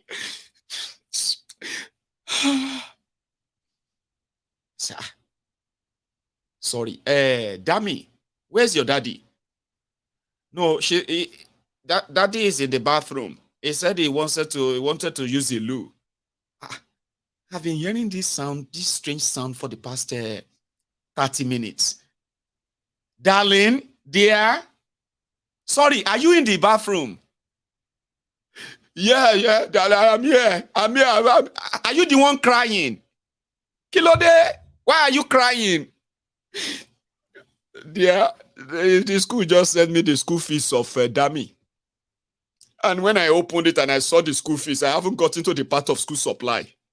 I haven't got into this part of the special tutor that we normally give. School fees alone, I broke down.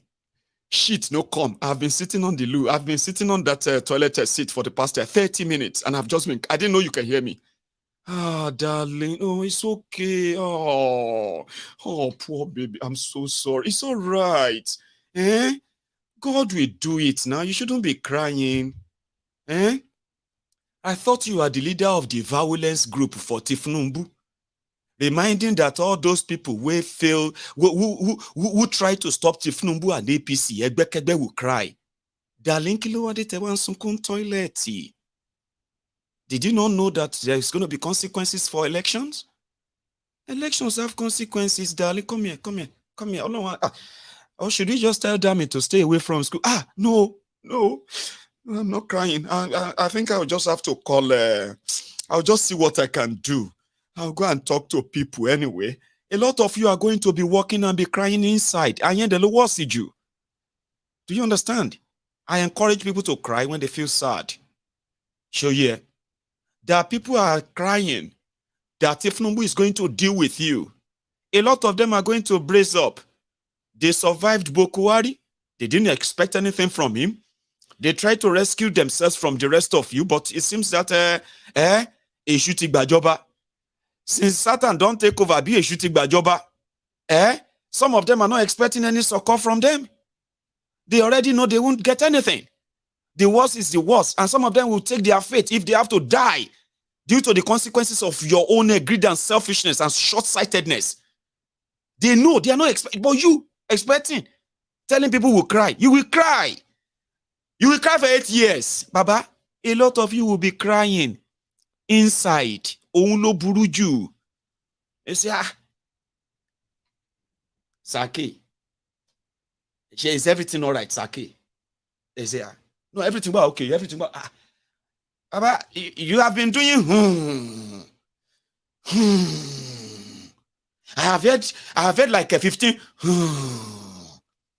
in the last 30 seconds, not even 1 minute. Are you giving are you kind of doing every 2 seconds in it? As I said, well, okay, kill and roll. Don't kill yourself. This word, though, if you kill yourself, the word will still remain. Oh. You sat here for just 30 seconds, you didn't.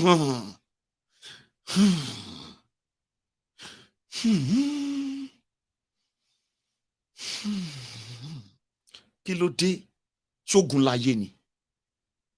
Because you are crying inside. You are suffering and smiling. You can't even publicly complain. Oh no, what's the you? Now waiting to make all of una cry. Tifnumbu and his gang are already sending them. They go deliver your own shege. And maybe, this government go favor you, or this shege go favor you and your family. Because it's going to be a very tough one. So those who are saying no to them, and they are crying that, you people will see make us suffer to you or not. How can you people be so heartless? Somebody was like, Maiyegun, could you believe it? The day I realized people went on and still voted for APC, I know say Nigeria no feel say nobody feel save Nigeria, Maiyegun. People will suffer under APC, they still fired out. Young people, old people, they still fired. They won't go vote for Tifnumbu. Maiyegun, PO. Nobody feel help that place. I said, well, it is a democracy. Democracy, no waiting be democracy. I said, well, I thought we were having a conversation. Maiyegun, can't tell me. Now them be that. Look at them. Now them be that. Oju enyi ma boni. Tifnumbu will go do 8 years. Bokwari will do 8 years. Nigeria will be great again. And Keneko. There's this girl that was singing February. She became very kind of popular on social media. Omolomo. Immediately Bokwari came. You remember that girl now that was singing February? February. On February, we go February. You remember that girl? She's in America now. Big girl. She's very good now. She didn't come out in this whole show again, okay? But she kind of, Omolomo. She was a student too in Nigeria. Now, because of this change or no change, after they used them, Omolomo Yagbavisa America, Tamfeku, she's now telling them about, she's now loving Nigeria from America. And there are many of you like that. So when the consequences start falling on, it won't just spare anybody. I would have feel sorry for the student of Unilag. I actually do. Yeah, I do, because I don't want it to sound like I'm mocking or laughing. I'm not laughing at you. I actually do feel sorry for you. Because I know some of you who probably never wanted this. But here we go. Everybody know they cry. I'll show you them in the Unilag. Young people. You know what they are met with? Violence. Solidarity forever. We shall always fight for our right. Una suppose don't do new version of that song. It don't hold. Your grandpa singer, your papa, your mama singer. Una don't join school now. Don't they sing solidarity. Fight for our right. We shall always fight for our right. Fight for your right. Fight you. Run, oh.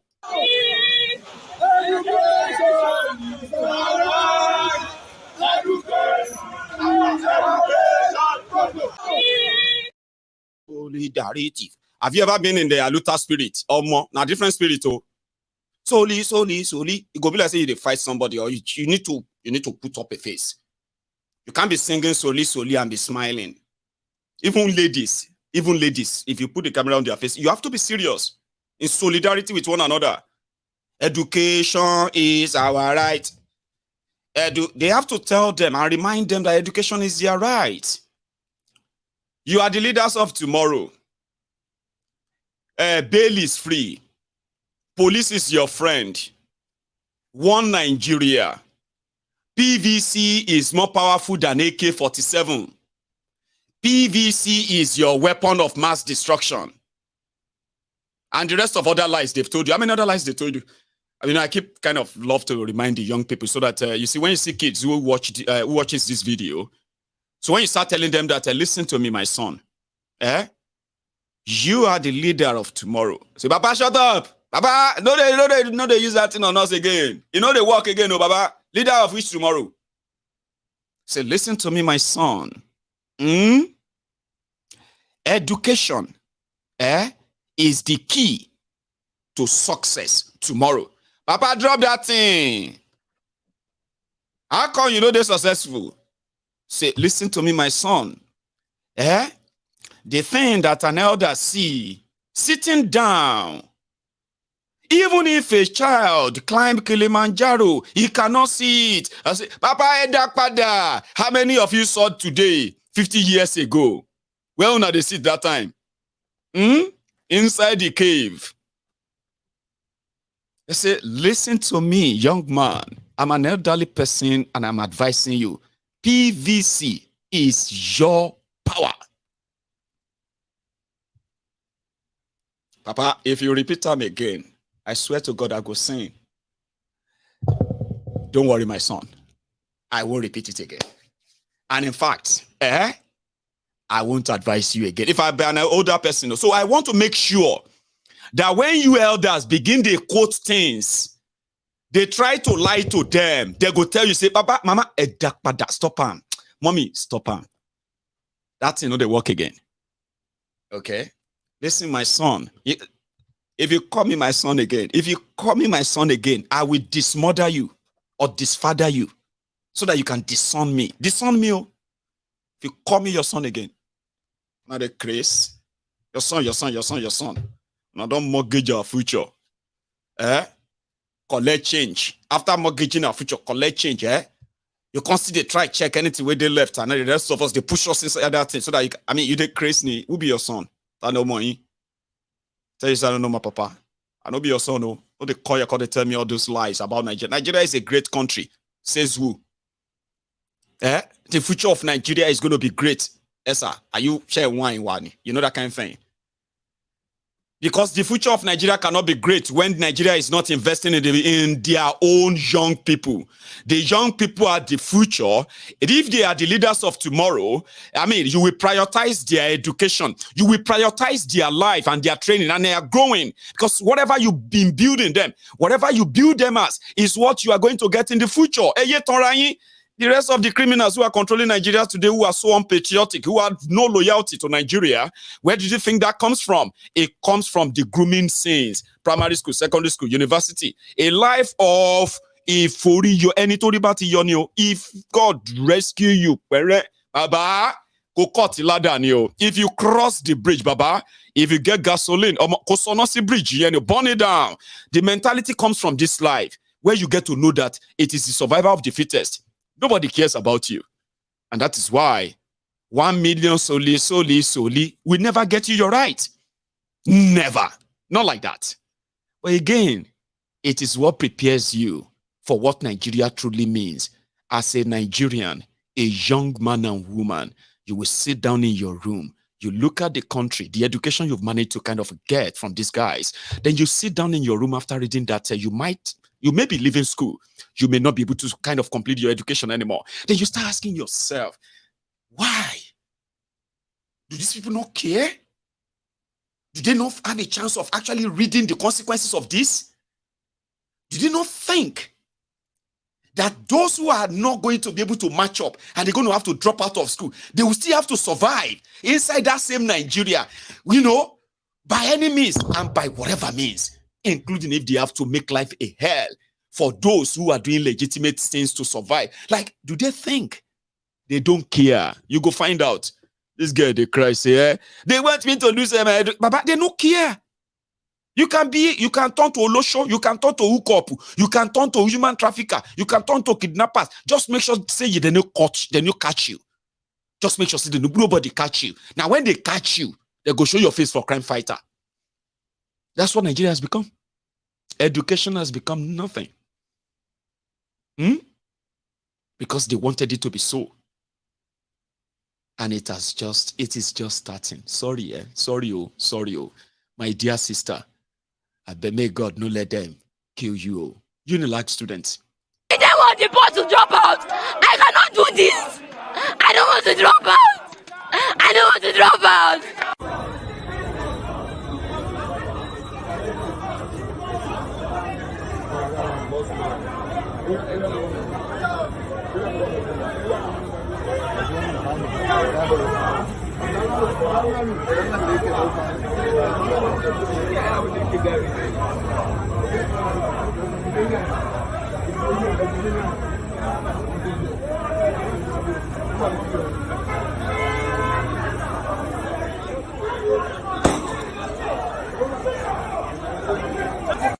Unilag shooting people.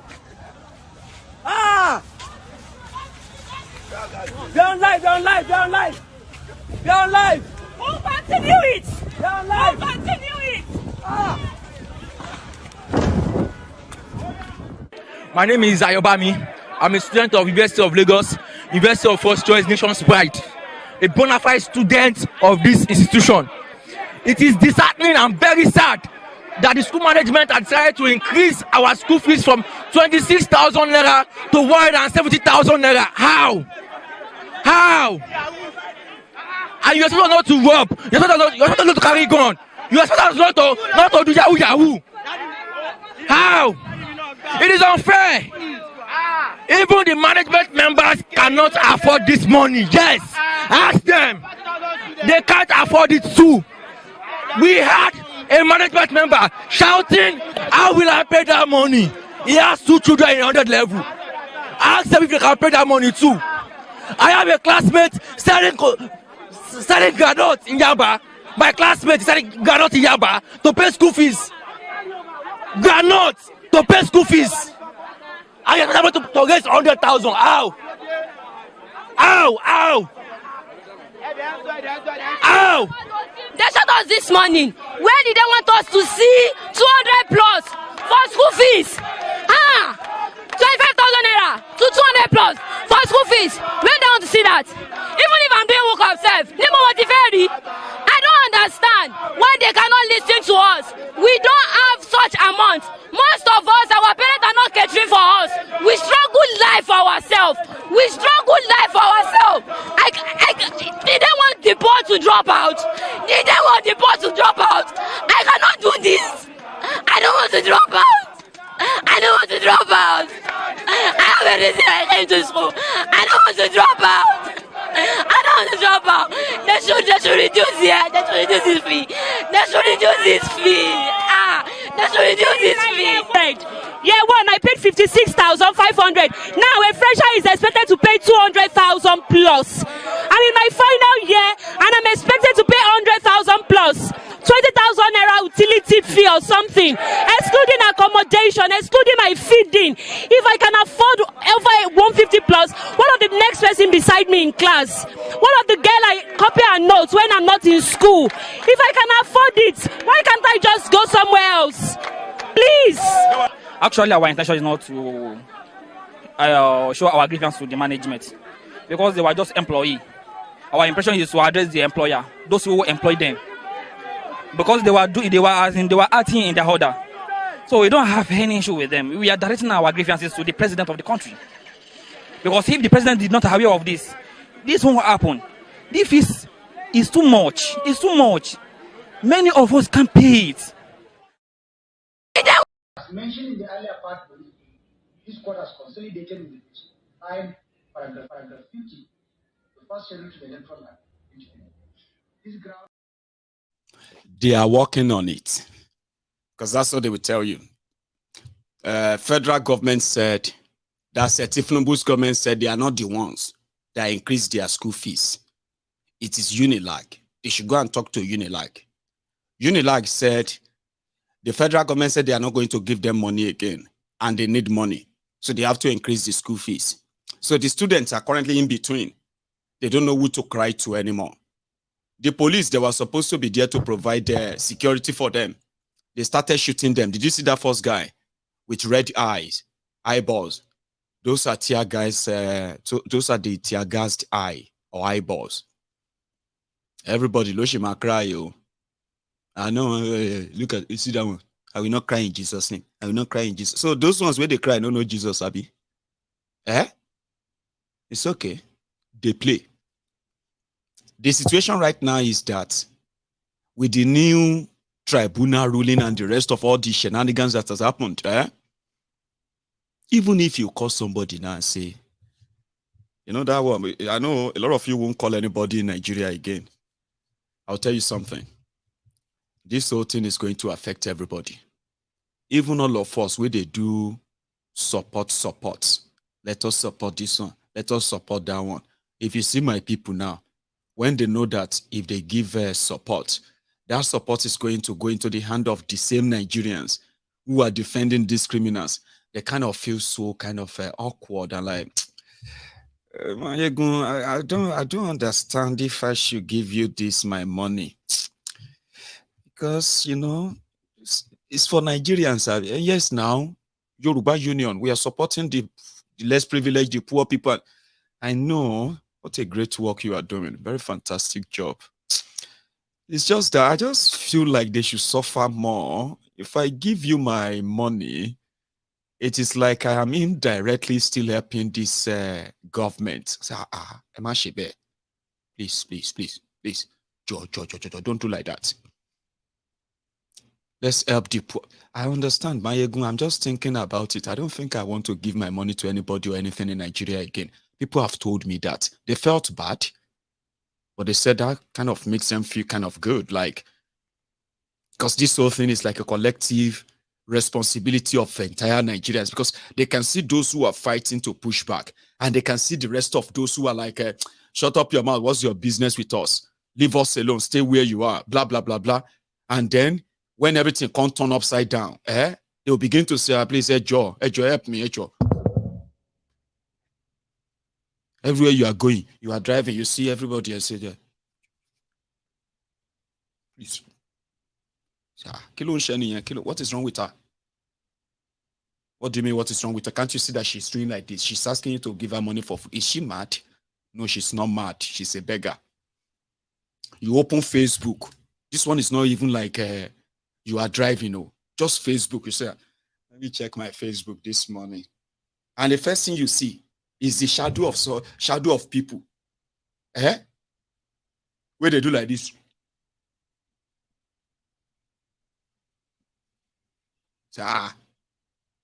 Even inside my house, I know they inside car, I know they Nigeria, I know they the road.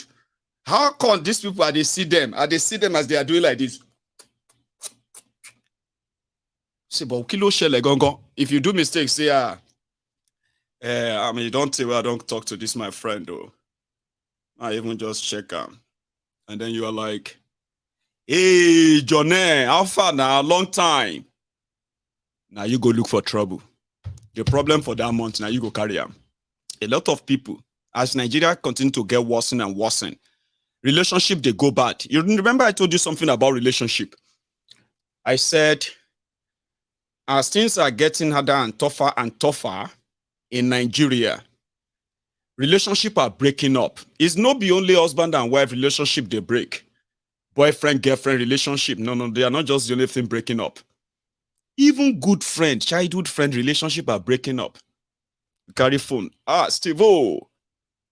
Normally, back in the days, when you are abroad, once in a while, you know, it's just to kind of, let your friend feel like they are still your friends, right?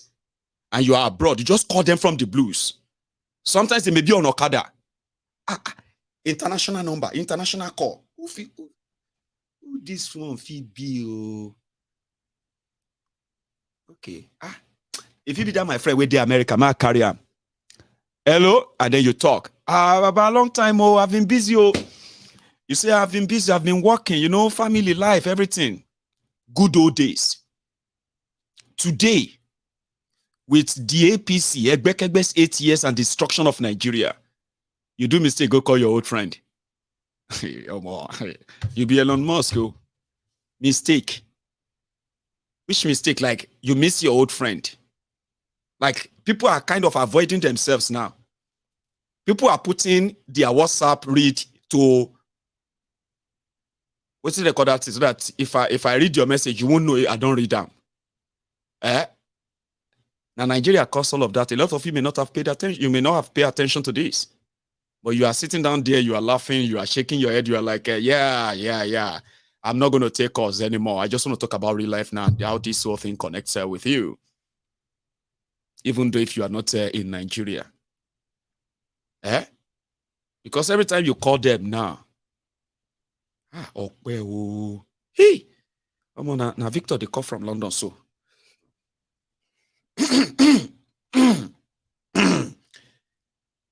Hello, Victor.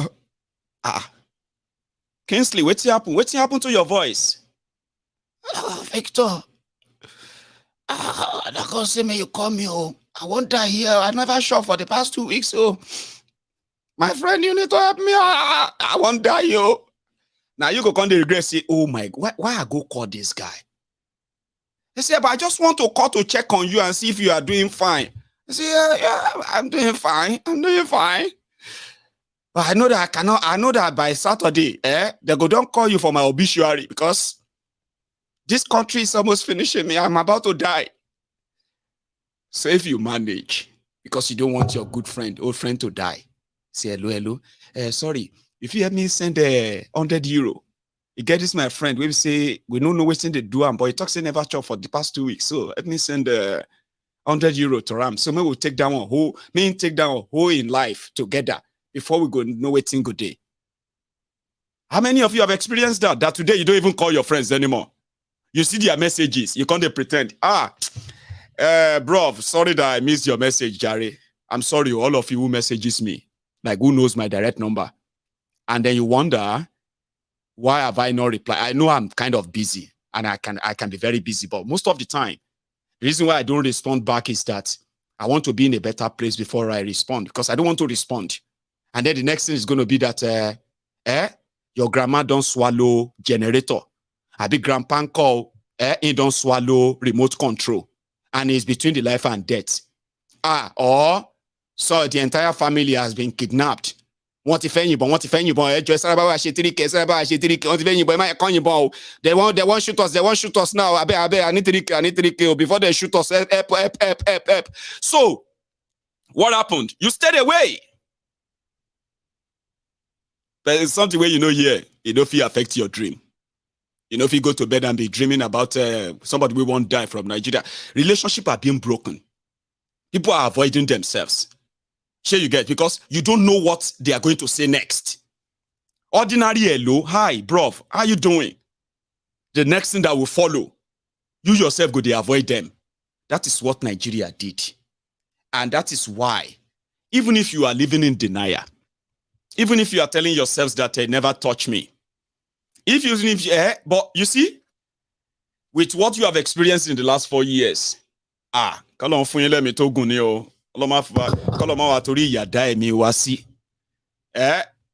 wish, I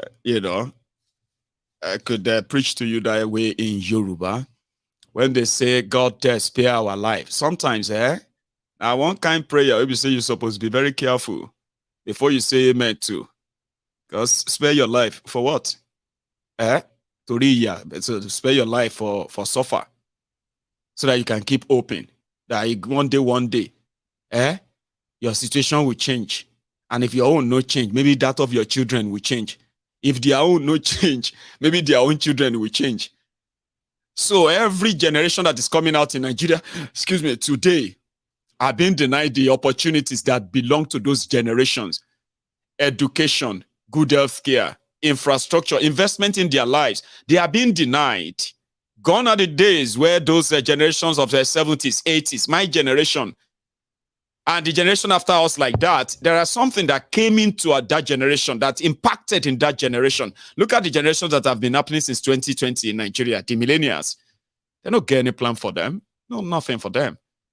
So the society they are pushing all of them out into is the society all of us are going to exist in. Sure, you know, maybe all of us, you know, thinking is a very great job, by the way. You know, easy. Trust me, thinking is a very, very great job. It's a very, very hard job. Some of you may think, can't you think? Can't you use your brain? Abba. Oh, Molong. All of now, we get this brain. Now, all of us get brain, or not be all of us we use them. Here you get. Can't you think straight? Baba? Because if you think, Abi, you think thinking is an easy job. If thinking is an easy job, Nigerians would have figured it out. We won't even have gotten to this stage. But look at us. Look at the rest of us. In a recent development, officers from the Lagos State Police Command were deployed to disperse students who had gathered around the University of Lagos area to protest against the fee hike. The police officers used tear gas to disperse the protesting students. Kejabe spoke to a few students who were present at the scene. Here's what they have to say. Yeah, I'm Aisha. I'm a student of Unilag, a medical student. So we were just peacefully protesting at Unilag Junction. We were not even at the gates yet. These people came to meet us with vans, police vans. Like they were like threatening us, like, okay, they can use force if they want to. They were saying right at our face. Then not long, like they just like few minutes later, they just started throwing tear gas at us. Like we didn't do anything. We were armless. We were just innocent students. Like we were just against this fee hike. We were just against this fee hike. That's all. That's what we were doing. It was just we have not even started anything. They started throwing tear gas. It is even fair. Federal government, Unilag management, you guys, whoever ordered that thing, you guys need to do something about it. This is not fair. This is not fair. We are just Nigerian students expressing our pains. How do you want us to cope? From 21,600% increase, from 21,000 to 190,000. Hostel fee is there, utilities is there, and stupid fees. Please.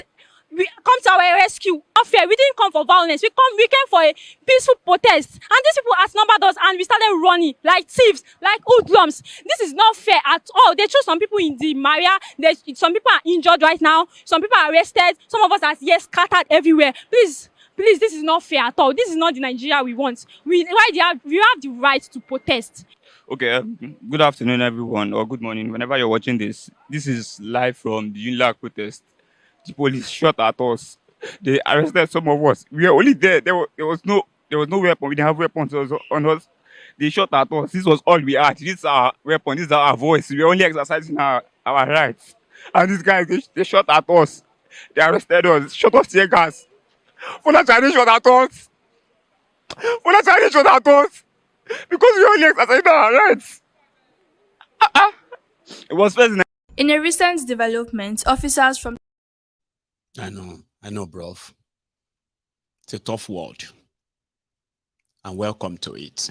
I don't know what they are teaching you in your classrooms.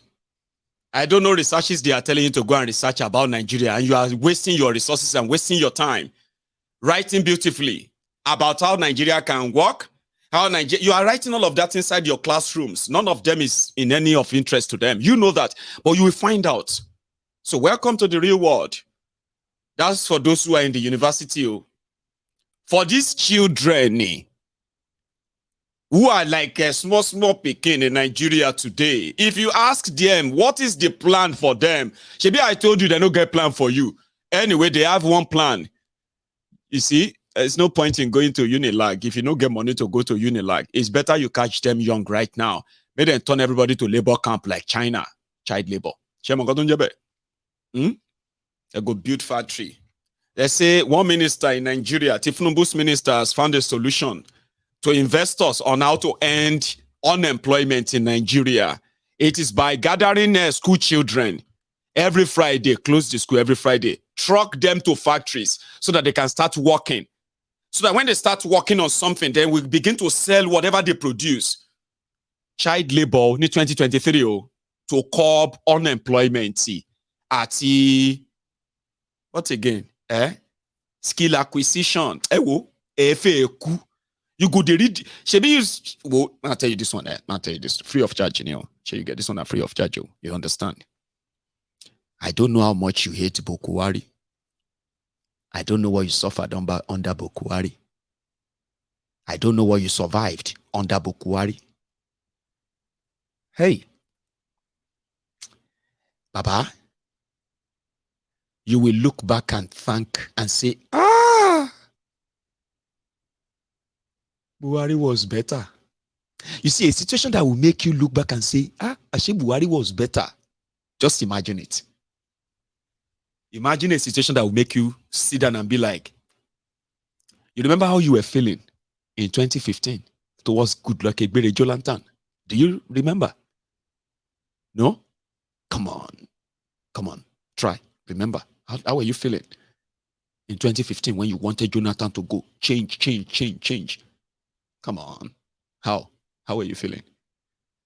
And then when he got chased away, how satisfied were you? Yes, we have gotten our country back. Change we wanted, change we voted for, the change we died for, the change that we shaking the cock and the come for. It didn't take long, you remember? Before all of Una come they say, be like say this Jonathan said better. This Jonathan better. Today, you are not even scratching your head to say it. You are confirming it.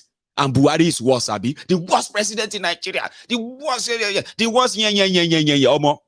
want to majoko to masokwe Buhari better.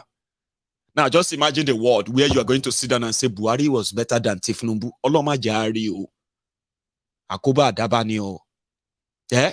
Alabamusa. We should hear the Bambi Allah people. We say Alabamusa. Alabamusa new. But it go happen. I'm not wishing it on you.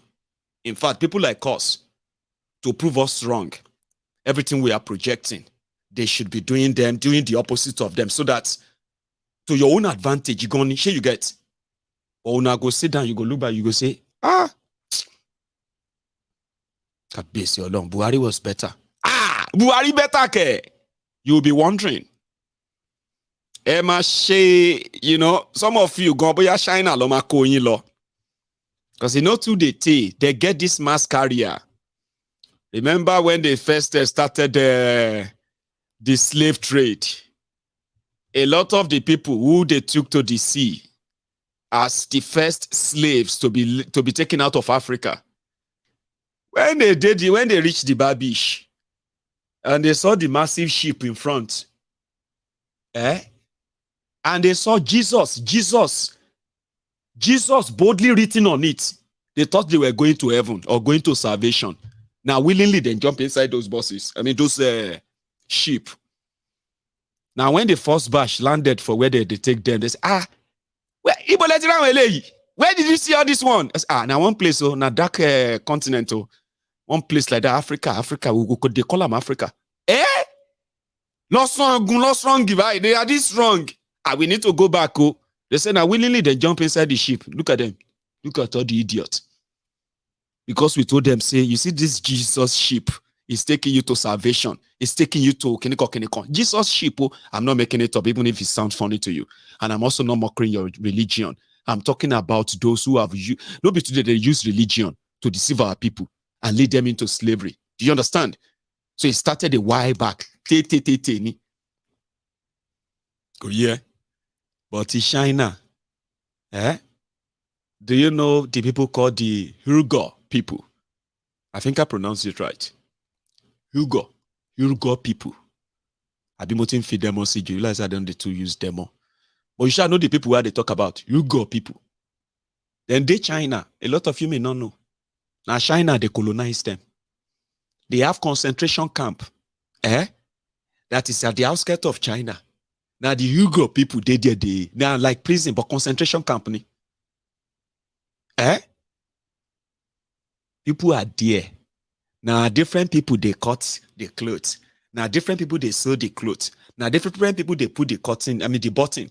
Now another people, they what? They package them until they end up on the shelf of Mark and Spencer in the UK. Or what's that, your popular store in America? Target, Abibo.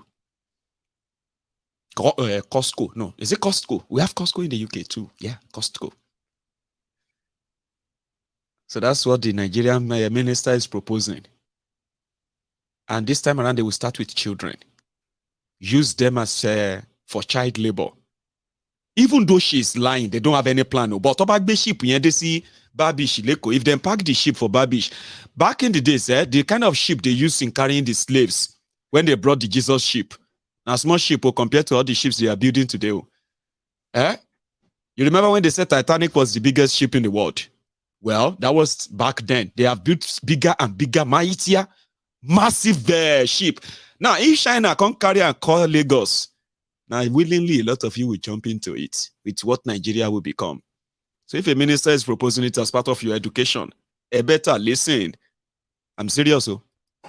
I am pleading for us to look into more production of some of these things in our society, especially the necessities like the matchbox, the toothpick, the cutting board, the sanitary parts, and stuff like that. Let us introduce urban development in the schools. If we can think about using Fridays as free for our children to start producing things just like they do in China.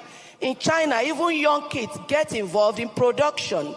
I was able to speak to the president of Traders Union Association, and they are ready to partner on this, where when they produce these things, they carry it and market it within our country. We will not only create jobs, we will not only stop the issue of giving handouts to our Nigerians when they're supposed to be eating fat. We will equally curtail the drug intake of our children, because they will be more occupied. They will school and they will equally do some productions to start earning money on time. We will not, this is not only that, it will equally curtail the insecurity in our society. Let us help ourselves. If we are hoping on government to do it all, it will never happen. Olórí burúkú ni wọ́n aládẹ̀wò ẹ kórí burúkú ẹ bá Nàìjíríà jẹ ráìsì wọn ráìsì di 1 foreign rice tá a tún à ń jẹ yìí kò sí òun rẹ̀ ń jẹun òun dájú táwọn à ń jẹ lọ kò ní jẹ yan ó parí. Ó dàbẹ̀ kórí. wọ́n sọ tó gé kìlọ̀ tọ́lẹ̀ kan. sọ pé wẹ́rẹ́. Olórí burúkú ni wọ́n aládẹ̀wò ẹ kórí burúkú ẹ bá Nàìjíríà jẹ ráìsì wọn ráìsì di 1 foreign rice tá a tún à ń jẹ yìí. Ó sì òun rẹ̀ ń jẹun òun dájú táwọn à ń jẹ lọ kò ní jẹ yan ó parí. Ó dàbẹ̀ kórí. wọ́n sọ tó gé kìlọ̀ tọ́lẹ̀ kan. sọ pé wẹ́rẹ́. So the children are responding. They are unfortunate people. Look at food. Expensive. Look at rice. Very expensive. And the rice that we are even eating here is different from the foreign rice these unfortunate people are eating. But look at it, we can't even afford it. Look at, well, God punish all of you. My labor camp, that one a captain for labor camp. If then grab her. Future plan, yeah. Do you see the plan they have for you for your future? For that of your children? Waiting your eyes see in the hand of the Nigeria criminals when you are growing up. You are a grown-up man. You don't born. You won't make your children eyes see them too? The choice is yours, so. I want to say thank you. I'm sorry I didn't take calls tonight. I wanted to, but I just felt like, why can't we just have the night to ourselves? Let's just chat generally, talk about their reactions, and then you enjoy yourself as well without having to get under the weather of the disappointing judiciary. Nigeria is there to disappoint all of us. Nigeria is there to break your hearts. Now, I was talking to somebody today, and I told this lady, I said, I don't know why people kind of get emotional for Nigeria. I don't. It's like they still have art for Nigeria, which I am not going to kind of frown at, because a lot of us still have our heart with Nigeria because of our own families and other loved ones that are also trapped in that place. And whatever side we belong to, Sure, you get now. So there is always going to be that attachment. But probably she was surprised when I told her that I don't have any heart to be broken for Nigeria anymore. Nothing breaks my heart about Nigeria anymore. Nothing surprises me about Nigeria anymore. Nothing disappoints me about Nigeria anymore. But that won't stop me from trying to help those who still have good hearts. Imagine all of you with good hearts, amazing people, trusting hearts. I mean, my problem is that are they too trust people? Problem indeed. Hey, Maiyegun, you know, every time they just drop that, you know, I just feel like the moment he was talking, at first I didn't believe him. Do you understand, Maiyegun? You know, I'm a very smart person. I didn't believe him. But the moment he started quoting the Bible and started talking like a man of God, I just felt that I should give him a chance. Holy Spirit said I should listen to him. And that is my weak point, Maiyegun. I don't want to sit on my mumu button. So when they press are they too weak to respond or fight back? And that is why you need Maiyegun to keep reminding you that if you know better, I mean, when you know better, the ideal thing is for you to do better. If you manage, you may never have a chance of ending this madness. And that is why keep your mind fed with the right information. Wait on your own time so that when that time knocks, you would always be ready. Save the mind. I think that should be my own project. It should be called Maiyegun's platform, Saving the Mind, before everybody run mad. Because nothing happening in Nigeria right now is normal. And if you are trying to explain it, if you run mad, don't try to. Just watch Maiyegun, where you can mix everything together. You will still understand it, and you will still keep your sanity. I will see you some other time. So thank you for this evening. Like the broadcast, share it. The next time I come on, it's going to be us. All right? Thank you and good night.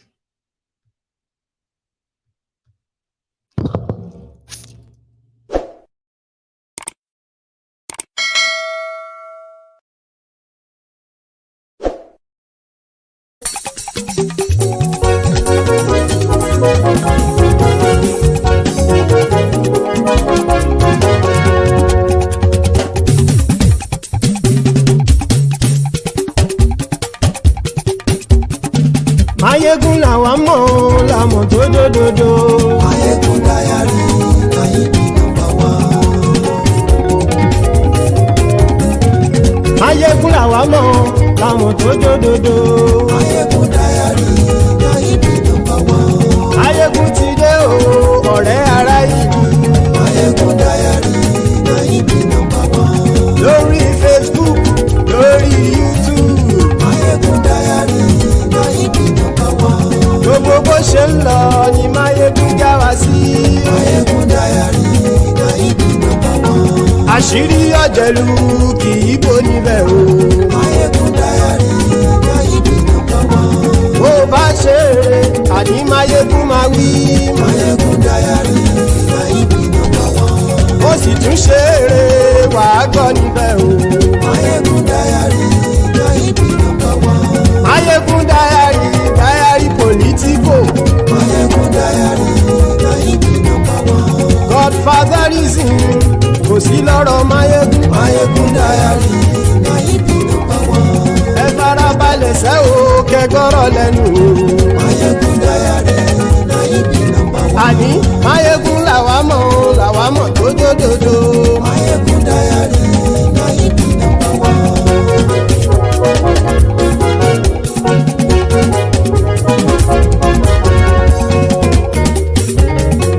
Àní ẹ̀sùn rákì. Maiyegun ti dé. Maiyegun ti dé. Ọ̀jẹ̀lú ẹ̀sùn rákì. Maiyegun ti dé. Àní ẹ̀sùn rákì. Maiyegun ti dé. Lórí Facebook.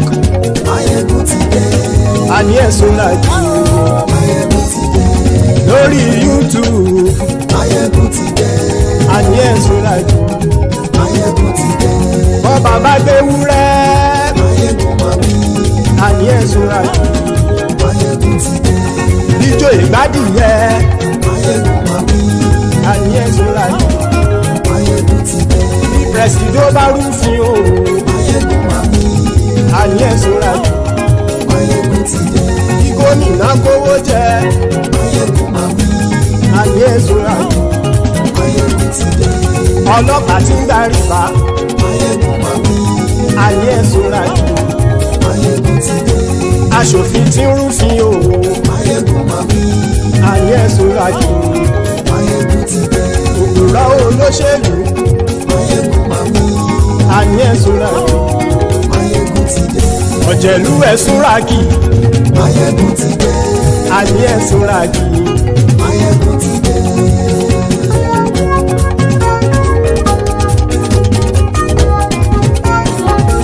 Maiyegun ti dé. Gbogbo ọ̀jẹ̀lú ẹ̀sùn ràkì. Maiyegun ti dé. Gbogbo ọ̀jẹ̀lú ẹ̀sùn ràkì.